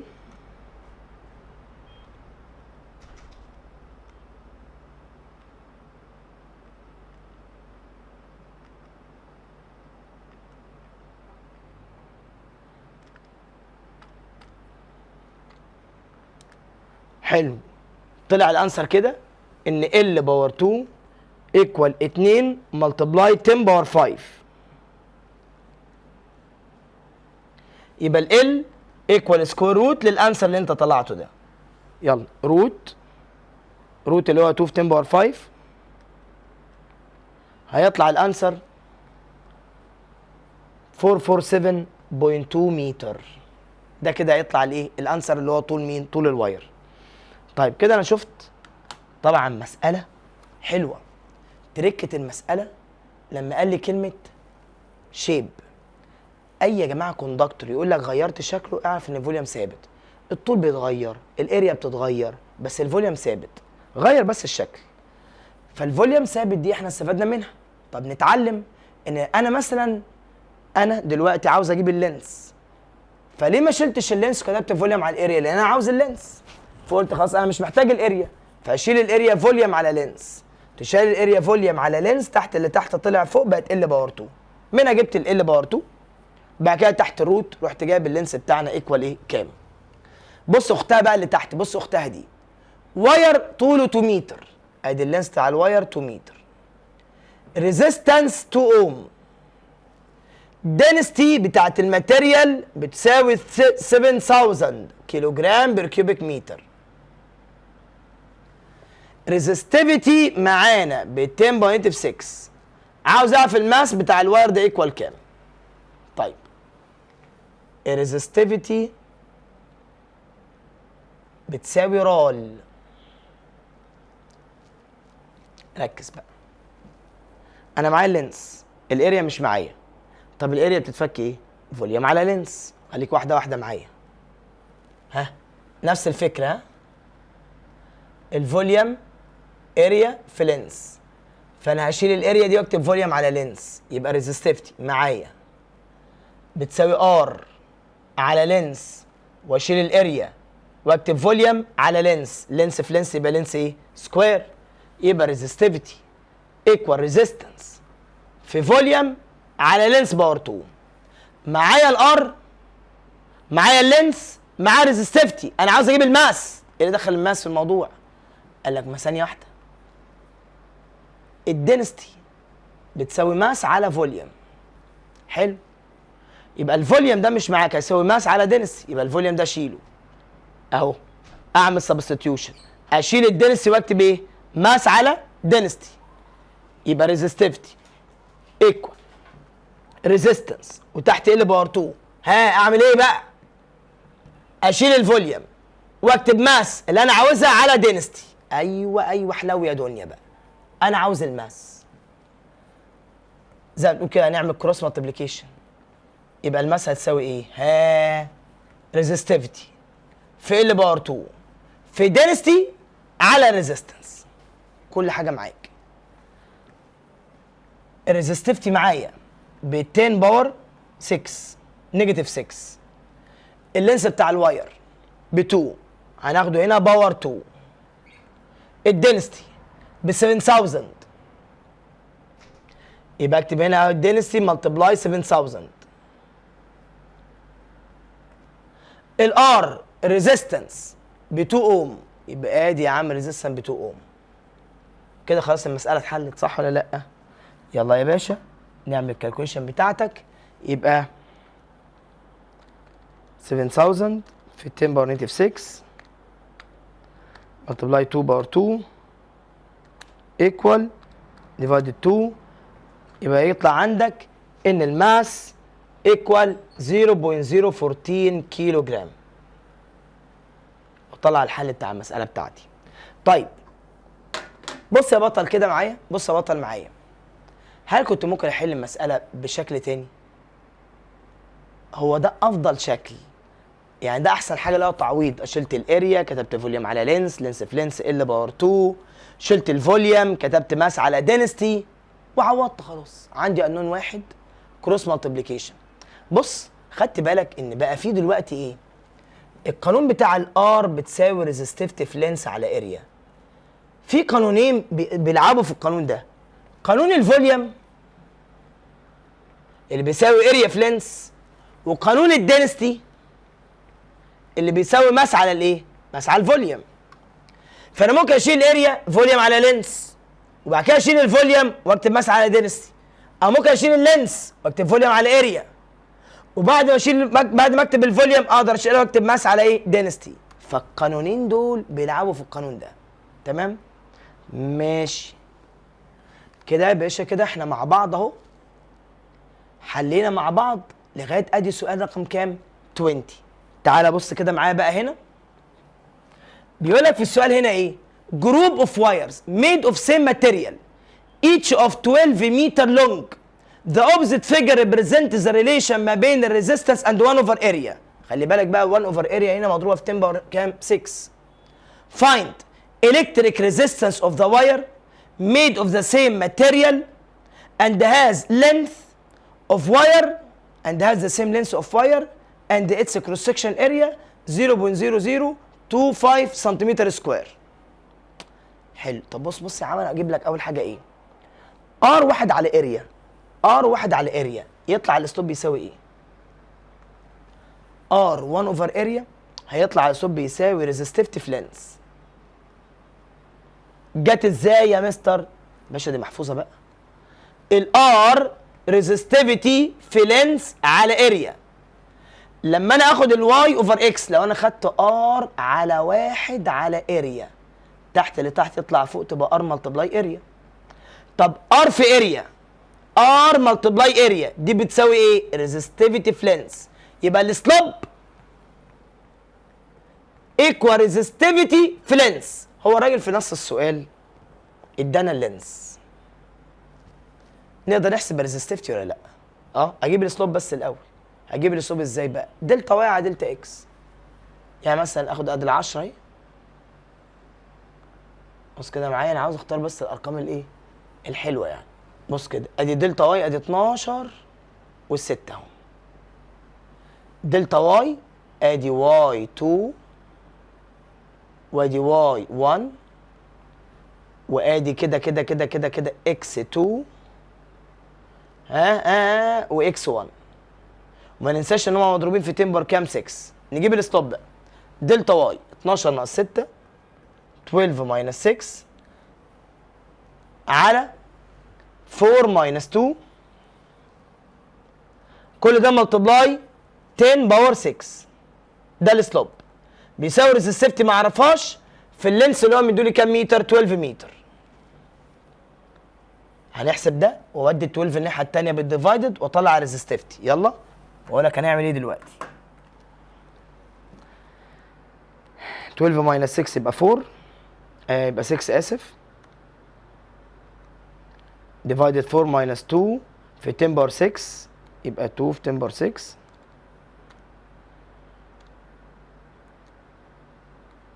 تطلع الريزستيفيتي بتساوي كل ده بقى ديفايدد 12. طب يعني خدت ده ديفايدد 12، طلعت الريزستيفيتي بتساوي 2.5 ملتبلاي 10 باور نيجاتيف 7. دي ريزستيفيتي. هو مش عاوز الريزستيفيتي، هو عاوز الريزيستنس لما تكون الاريا بالرقم ده باستخدام نفس اللينس. عاوز الريزيستنس بتاعت واير مصنوع من نفس الماتيريال، يبقى نفس الريزيستنس اللي انت جبتها ليه نفس اللينس بس بالاريا الجديده دي. طب الريزيستنس بقى بتساوي ايه؟ الريزيستنس الجديده اللي هو عاوز ده انت كده هتجيب الطلب الاولاني ريزيستيفيتي في لينس على اريا. الريزيستيفيتي نفس الماتيريال يبقى ناخد نفس الريزيستيفيتي 2.5 في 10.7. نفس اللينس يبقى ده 12 متر على الاريا بقى اللي هو اداها لك الجديده. كام بقى الاريا اللي اداها لك الجديده؟ 0.0025 سنتيمتر سكوير. 0.0025 سنتيمتر سكوير اضرب في 10.4. لعب كونفرتات للصبح. يبقى كده يا باشا 2.5 ملتبلاي 10 باور نيجاتيف 7 multiply 12 divided 0.0025 multiply 10 باور نيجاتيف 4 تطلع عندك الريزيستنس دي ايكوال 12 اوم. انت شفت الحل عملنا احنا ايه؟ شفت ايه اللي احنا عملناه؟ طبعا حضرتك دلوقتي انت جبت ريزيستيفيتي ولك باستخدام نفس اللينس والاريا الجديده دي بالاريا الجديده هات لي الريزيستنس الجديده بقى بتساوي كام؟ فانا حضرتك جبت ريزيستيفيتي خدتها وعوضت بيها كقانون جوه مساله وطلعت قيمه الريزيستنس بتاعتي الجديده بتساوي كام يا باشمهندس؟ طيب في الطلب الثاني لسه معلش ده الطلب الاول، الطلب الثاني عاوز الكوندكتيفيتي بتاع الواير. طب خلاص الطلب الثاني ده سهل جدا. الكوندكتيفيتي بتساوي 1 على ريزيستيفيتي. عشان انت جبت ريزيستيفيتي يبقى 1 على 2.5 في 10 باور نيجاتيف 7 واطلعها اشوف هتطلع بتساوي كام؟ اوم باور نيجاتيف 1 في متر باور نيجاتيف كام؟ 1. طيب انا بس كنت عاوز بس اتاكد من حاجه.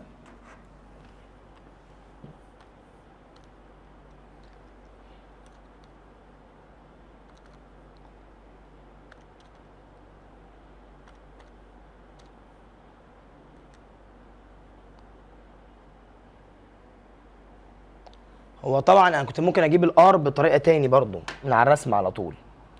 بص اقول لكم على حاجه، شايفين دي الاريا؟ هو اللي موجود على الجراف ده 1 على اريا بس بالمتر سكوير، فانا الاريا دي خليتها 1 على اريا. هعمل كده 1 على 0.0025 في 10 باور نيجاتيف 4. عارف طلعت معايا كام؟ طلعت معايا ان الواحد على اريا ب4 في 10 باور 6. فانت دلوقتي لو الاريا ب4 في 10 باور 6 تبقى الار بكام؟ ممكن اجيبها من الجراف على طول. بص كده معايا هنا، بص اجيبها لك من الجراف على طول في ثانيه من غير حسابات اهي. بص كده اهي الاريا اهي، طريقه حلوه قوي. يعني دي الاريا جبتها 1 على اريا حسبتها كالكوليتر طلعت معايا كده 4 في 10 باور 6. طب ما دي 4 في 10 باور 6 اهي. اطلع كده داشت لاين لغايه هنا. بص قيمه الار قدامها بكام؟ 12 من غير حسابات. وده ياكد لك ان احنا طبعا حسبناه ده حساب صح 100%. يعني انا حسبتها ماثيماتيكالي جبت ريزيستيفيتي قال لك بنفس اللينس، يقول لك باستخدام نفس الماتيريال، فانا جبت ريزيستيفيتي مع نفس اللينس لو بالاريا دي تبقى ريزيستنس بكام؟ طلعت ب 12. طب انا كنت ممكن اجيبها من على الجراف على طول. الاريا دي اشقلبها اخليها 1 على اريا وعشان سنتيمتر سكوير احولها اضربها في 10 باور نيجاتيف 4 عشان تبقى متر سكوير. طلعت معايا كالكوليتر 4 وقدامها 6 صفار. 4 قدامها 6 صفار يعني 4 في 10 باور 6. امشي كده بقى من النون اعرف الانون بتاعنا ايكوال كام. تمام؟ طيب بس كده انا هحتاج اجيب الريزستيفيتي. انا كده هحتاج اجيب الريزستيفيتي. واحد يقول لي يبقى خلاص ما كانش ليه لازم نجيب الريزستيفيتي. لا، ما الطلب الثاني كان عاوز الكوندكتيفيتي، فانا لازم كده كنت اجيب الريزستيفيتي عشان اعرف اجيب الطلب الثاني اللي هو مين؟ الكوندكتيفيتي. طيب question 21 بيقول لك هنا في السؤال ايه؟ The opposite graph represent relation between electric current I passing in a wire X and Y of uniform cross section area made of the same material. same material يبقى resistivity ثابته. having same length نفس الماتيريال نفس اللينس. 2 واير زي بعض في اللينس والماتيريال. and the potential difference قسمنا علاقه ما بين الكرنت والبوتنشال ديفرنس. مين الواير اللي عنده اعلى ثيكنس؟ بص هو طبعا اي على في اي ديفايدد في تطلع 1 على ار. يعني انا دلوقتي سنس ان السلوب بيساوي 1 على ار، ده معناه يا شباب، ده معناه ان السلوب مع الار علاقه دايركت ولا انفرس؟ ده معناه السلوب مع الار، صحصحوا معايا، ده معناه ان السلوب مع الار علاقه ايه؟ انفرس. سلوب انفرس مع الار. طيب والار مع الاريا انفرس. طب ركز الاول، سلوب مع الايه؟ مع الريزيستنس انفرسلي. اكس عنده سلوب كبير عشان انجل كبيره، واي عنده سلوب صغير. اللي عنده سلوب كبير يبقى عنده ريزيستنس صغيره، واللي عنده سلوب صغير يبقى عنده ريزيستنس كبيره. هو بيسأل مين اعلى ثيكنس. اعلى ثيكنس يعني اكبر اريا. طب الار مع الاريا انفرسلي، يبقى اللي عنده ار كبيره انا عاوز اكبر اريا. اكبر اريا اللي عنده اصغر ار، واصغر ار اللي عنده اعلى سلوب، يبقى اصغر ار هو اللي عنده اكبر اريا. فهو بيقول لي مين عنده اكبر اريا، فبقول له ايه؟ اريا بتاعه اكس اكبر من اريا واي، because ار اكس اصغر من ار واي. عرفت منين بقى ان ار اكس اصغر من ار واي؟ because السلوب بتاع اكس اكبر من السلوب بتاع واي، والسلوب ايكوال 1 على ار، يعني السلوب مع الار ايه؟ انفرسلي. فالسلوب الكبير هيبقى عنده ار صغيره، هيبقى عنده اريا كبيره. السلوب الكبير هيبقى عنده ار صغيره، فيبقى عنده اريا ايه؟ كبيره. سلوب كبير ار صغيره، والار مع الاريا انفرسلي، صح؟ يبقى اصغر ار يبقى اصغر سلوب هيبقى اكبر ار، يبقى عنده اصغر اريا. لكن اكبر سلوب هيبقى عنده اصغر ار واكبر ايه؟ اريا.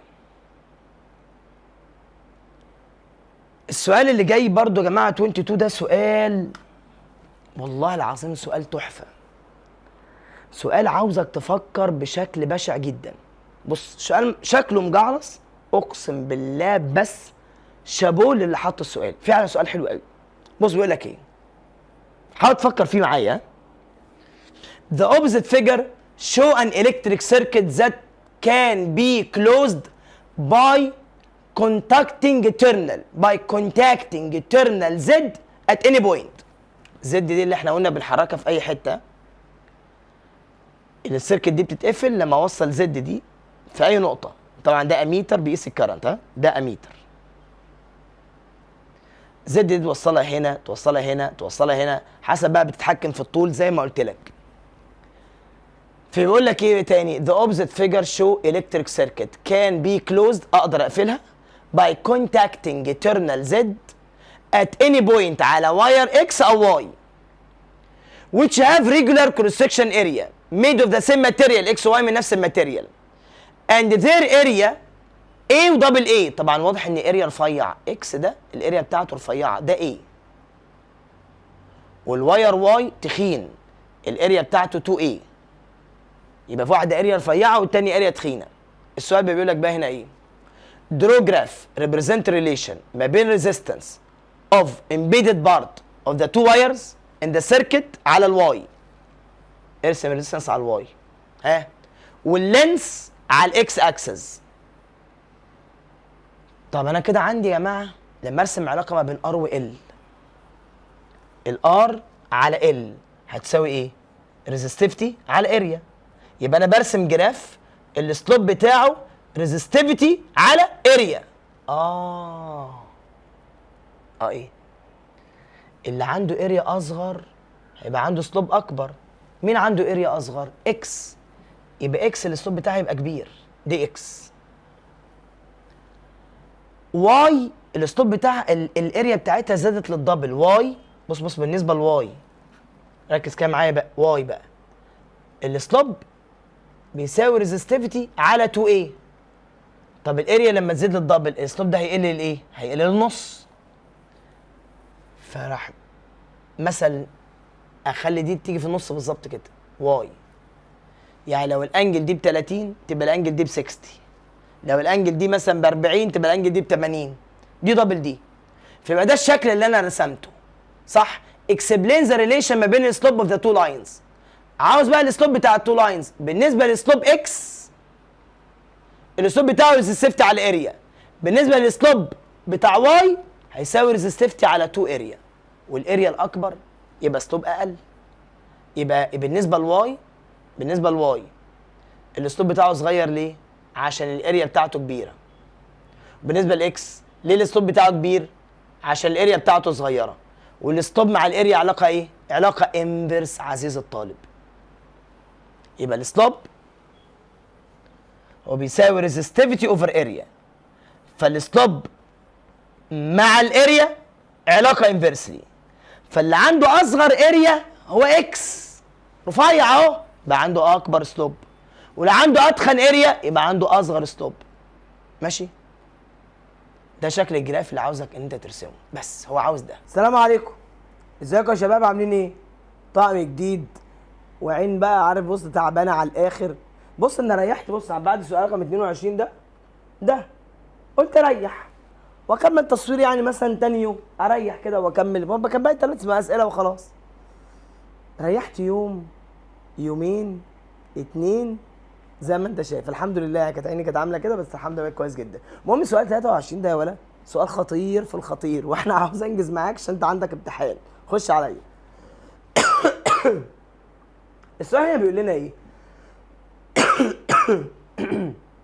electric conductor in form of the solid. كوندكتور على شكل solid rectangular cuboid is connected by 2 different methods. مره يا جماعه دخلت الكهرباء من فوق من هنا، الكهرباء دخلت من هنا مشيت كده، هتمشي كده تك تك تك تك كده وتخرج من الاريا اللي تحت، ومتوصله ببطاريه زي ما انت شايف اسمها في. ومره الطريقه الثانيه الكهرباء هتخش كده ماشيه كده، تيجي هنا تمشي تك تك تك تك تك، تمشي في الحته دي وتخش في الاريا الكبيره ديت وتعدي من الناحيه الثانيه. بص ممكن اسالك سؤال، هو ده وده يعني الكهرباء داخله من هنا او هي داخله من هنا، مش الفوليوم ده قد الفوليوم ده؟ يعني الفوليوم بتاع الكيبويد دوت اللي هو عباره عن ايه؟ عباره عن لينس ملتبلاي اريا، وبرده هنا لينس ملتبلاي اريا، الفوليوم قد الفوليوم. بص هو السؤال بيقول لك ايه عموما؟ السؤال بيقول لك ايه؟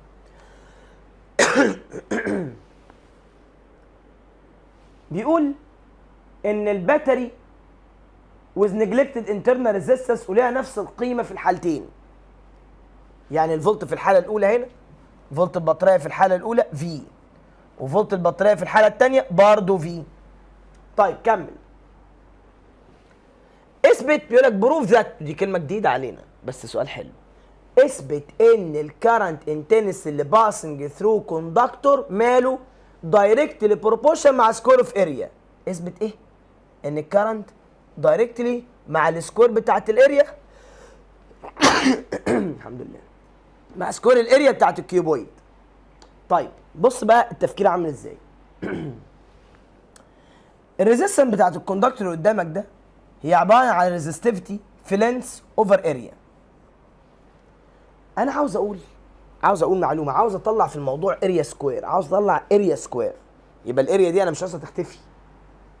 طيب انت عارف ان الفوليوم بتاع الكيوبويد ده بيساوي اريا ملتبلاي لينس. انا ممكن اعمل سبستيتيوشن، اشيل اللينس واكتب بدل اللينس ايه؟ فوليوم على اريا. شوف شكل القانون يبقى عامل ازاي؟ يبقى ريزيستنس ايكوال ريزستيفيتي وفي تحت اريا. ها؟ بلون تاني بقى، هشيل اللينس واكتب فوليوم اوفر اريا. طب اريا في اريا تبقى اريا سكوير. ظهرت يا مستر اريا سكوير في الدنيا، يا سلام على الحلاوه. يبقى ريزستيفيتي في فوليوم على اريا سكوير. ممكن اسالك بقى سؤال؟ الكيوبويد ده هو الكيوبويد ده، يبقى اكيد الريزستيفيتي اللي هنا هي الريزستيفيتي اللي هنا، الفوليوم قد الفوليوم. طب طالما ريزستيفيتي قد ريزستيفيتي والفوليوم قد الفوليوم، فلو انا عملت ريشيو ما بين R1 على R2، اكيد ريزستيفيتي 1 على ريزستيفيتي 2 هتتكنسل، وفوليوم 1 على فوليوم 2 هيتكنسل، هيبقى الاريا الريزستنس مع الاريا علاقه ايه؟ انفيرسلي. وانفيرسلي مع مين؟ مع الاريا سكوير يا نوار. يبقى اريا 2 سكوير على اريا 1 سكوير. كده انا اثبتت ان الريزستنس انفيرسلي مع الاريا سكوير. يا مستر هو مش عاوز كده، امال عاوز ايه؟ هو عاوزك تثبت ان الكرنت دايركتلي مع الاريا سكوير. كرنت، طب انا اجيب الكرنت منين بقى؟ ادخل الكرنت منين في اللعبه؟ بص يا عمنا، الريزيستنس بتساوي في على اي، وسنس ان الفي ثابته. والله الفي ثابته، الفيلوسيتي سوري البوتنشال هنا اللي هي البطاريه دي هي البطاريه اللي هنا. طب لما تبقى البوتنشال ثابته، لو انا قلت R1 على R2 بالاي، ار مع الاي انفرسلي، يبقى هتساوي بالراحه I2 على I1. صح ولا لا؟ طيب يبقى كده R1 على R2 بتساوي I2 على I1. يبقى ممكن نشيل R1 على R2. يلا هنعمل سبستيتيوشن. لو تسمينا ديت 1 يا حبايب قلبي ودي 2. ممكن اشيل R1 على R2 ديت واكتب بدل R1 على R2 مين؟ ها؟ I2 على I1. يبقى شكل القانون هيبقى عامل ازاي؟ I2 على I1 equal area 2 سكوير على area 1 سكوير.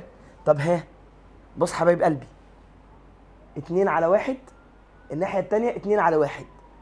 2 على 1 كده I2 على I1 2 over 1 والناحية التانية 2 على 1. طالما الأرقام اللي على الجنب اليمين هي أرقام الجنب الشمال يبقى دول علاقة إيه؟ دايركتلي. كده أنا أثبتت إذا الكرنت دايركتلي مع الاريا اللي عليها إيه؟ سكوير. وتم الإثبات. قولها تاني بقى يا مستر كلها من عينيا الاتنين يا روح قلبي. هو عاوز نثبت دي. قلت له حاضر. طيب الريزيستنس بتساوي ريزيستيف لينس اوفر اريا، وانا هموت واظهر كلمه اريا سكوير. فقلت طب انا لو شلت اللينس ده وكتبت بداله مين؟ فوليوم على اريا. رحت عامل كده والله شلت اللينس اهو وكتبت بداله فوليوم على اريا، بقت اريا في اريا اريا سكوير اهي. يبقى ريزيستنس بتساوي ريزيستيف فوليوم على اريا باور 2. كده الار مع الاريا باور 2 علاقه ايه؟ انفرسلي. بس الكلام ده بشرط يا نوار ان يكون الريزستيفيتي ثابته والفوليوم ثابت. ما هو قال لي في السؤال ان الاثنين دول نفس الكيوبويد.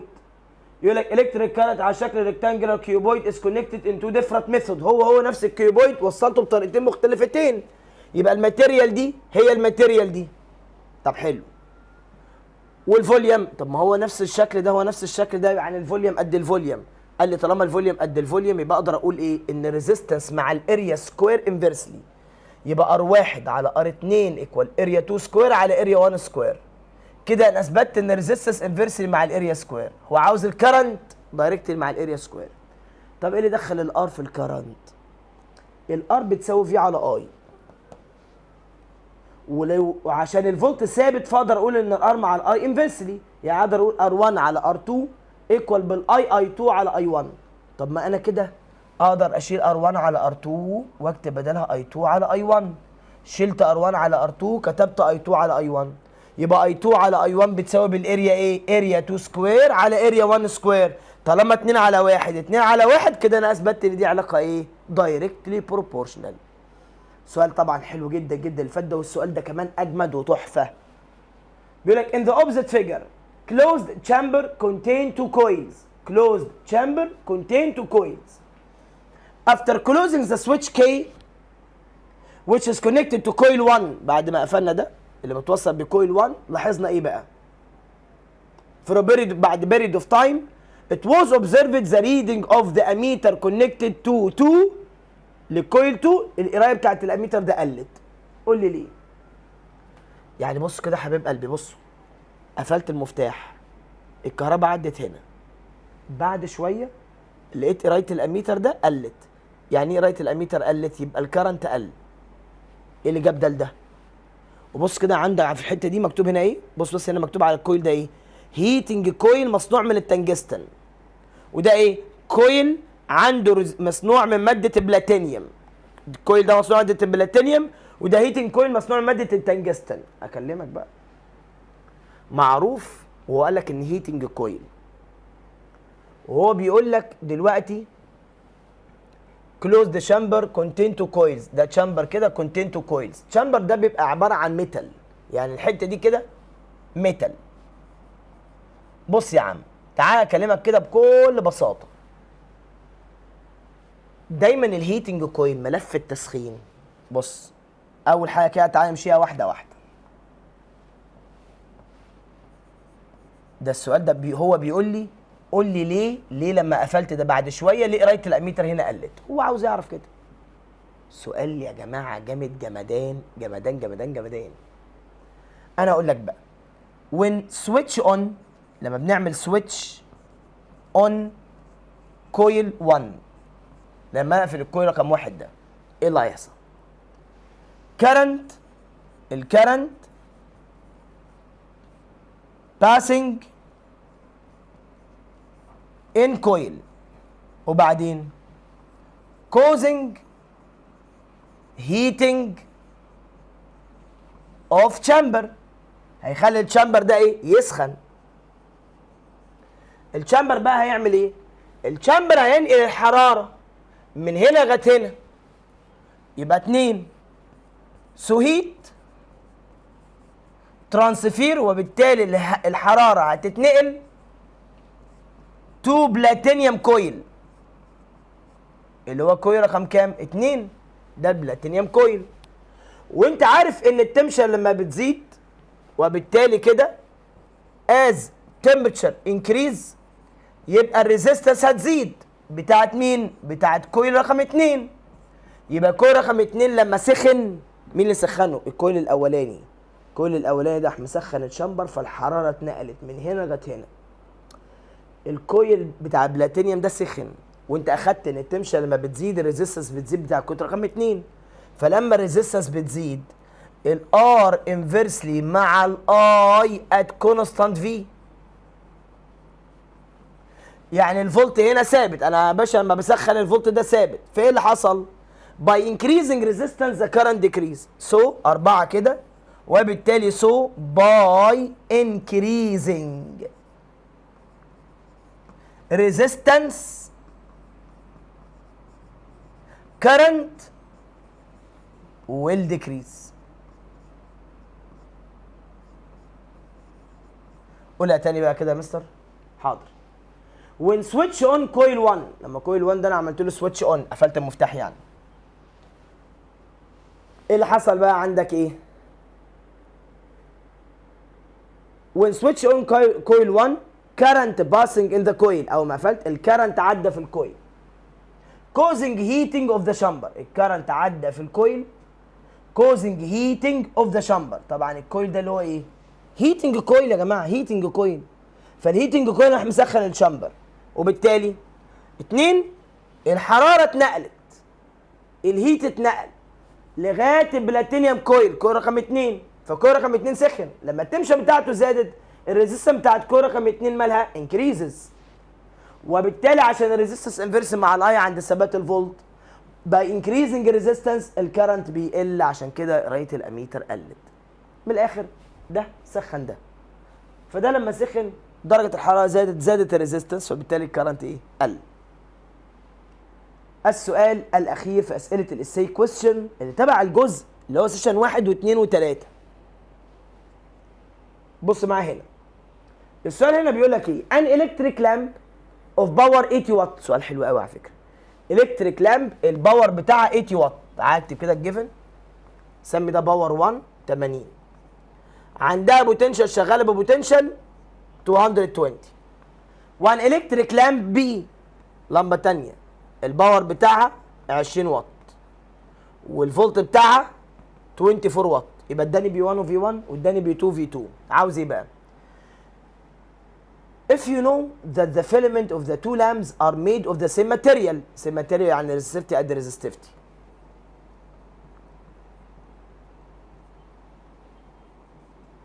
ها؟ and have same length، يبقى L1 قد L2. بس area 1 ما قالش قد area 2. calculate the ratio between radius of the two filament RA على RB. خلينا نقول RA ديت اللي هي بالنسبه لنا R1 وRB اللي هي R2. ما انا سميت دولت A اديته رمز 1 وB اديته رمز رقم كام؟ 2. فانا عشان بس نبقى ماشيين مع بعض في الكلام، RA اللي هي R1 وRB اللي هي R مين؟ R2. طب بص الكلام.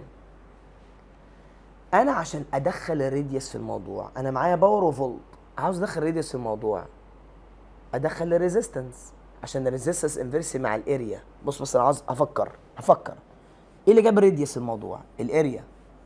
طب ودخل الاريا ازاي في الموضوع؟ من الريزيستنس انفيرسي مع الاريا. طب ايه اللي جاب الريزيستنس في الموضوع؟ انا معايا باور وفي. ايوه انا ادور على قانون في باور وفي وار اللي هي باور ايكوال في سكوير على ار. طب بقول لك ايه، بص الحركه الحلوه دي، R1 على R2 ايكوال، يعني ممكن لو عملت قانون الار هنا بتساوي ايه يا جماعه؟ في سكوير على باور، صح؟ طلع الار في سكوير على باور. R1 على R2، الار مع الفي دايركت يبقى في 1 سكوير على في 2 سكوير. ها في الباور بي 2 على بي 1. حلو الكلام ده لغايه كده؟ اه مستر تمام. طب قول لي بقى، انا ممكن اجيب ار 1 على ار 2 صح؟ اه اجيبها. طب انا لو جبت ار 1 على ار 2 كده هجيب مين؟ قال لي بص يا استاذ، خلي بالك بس قبل ما تكمل، الريزيستنس بتساوي ريزستيفيتي في لينس على اريا، والاريا اللي هي باي ار سكوير. هو قال لك التو كوندكتور من نفس الماتيريال، يعني نفس الريزستيفيتي نفس اللينس. انا بقى لو عملت ريشيو يا حماده ار 1 على ار 2، اللينس هيتكنسل في ريشيو، الريزستيفيتي هتتكنسل في ريشيو، والباي هتتكنسل في ريشيو، يبقى الراديوس باور 2، وانفرسلي هتساوي ار 2 سكوير على ار 1 سكوير. اهو انا بقى يا حماده ممكن اشيل ار 1 على ار 2 دي واعمل سبستيتيوشن واكتب ايه؟ ار 2 سكوير على ار 1 سكوير ايكوال ها في 1 سكوير على في 2 سكوير في بي 2 على ايه؟ بي 1. تعالى لي كده معايا بقى.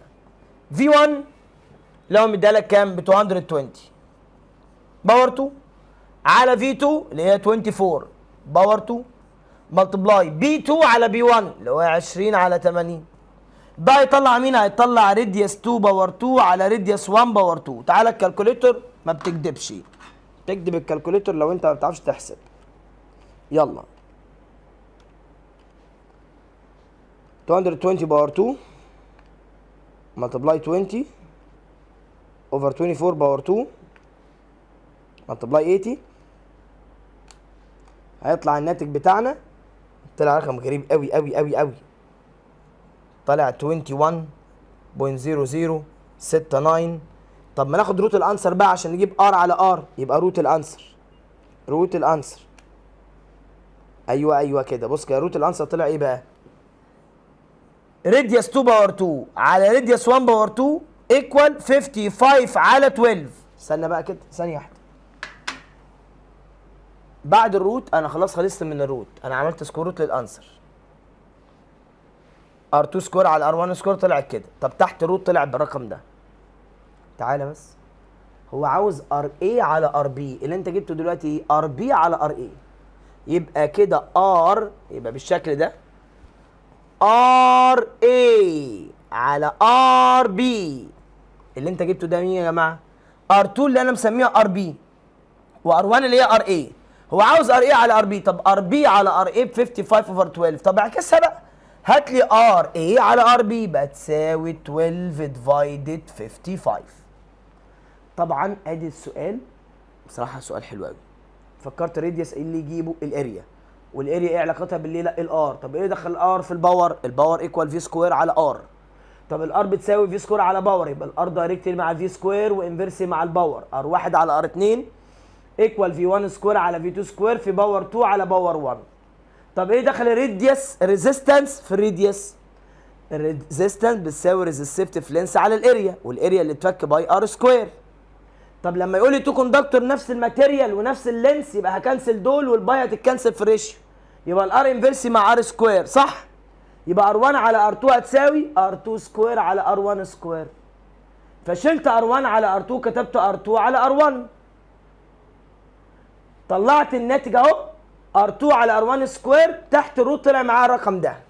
ار2 اللي هي ار بي وار1 اللي هي ار اي. هو عاوز ار اي على ار بي، فايه اعكس الجنب اليمين والجنب الشمال، فطلعنا ان بريديوس اي على ريديوس بي ايكوال 12 اوفر 55. تم الانتهاء من اسئله الاس كويستشن بتاعت الجزء الاولاني يا شباب. خلي شعارك دايما فايت تيل ذا اند، بجد بجد. ومهما حضرتك عطلت ومهما حضرتك دلوقتي وقف قدامك الحاجه، طالما شفت حلها وفهمتها قرر تحلها تاني بايدك وثبتها عندك في دماغك، وثبت الفكره، يعني ده تنشيط للدماغ وتفتيح عندك للدماغ جامد جدا. الاسئله اللي جايه ديت ولسه يا فندم اللي جاي. بالتوفيق يا شباب والسلام عليكم.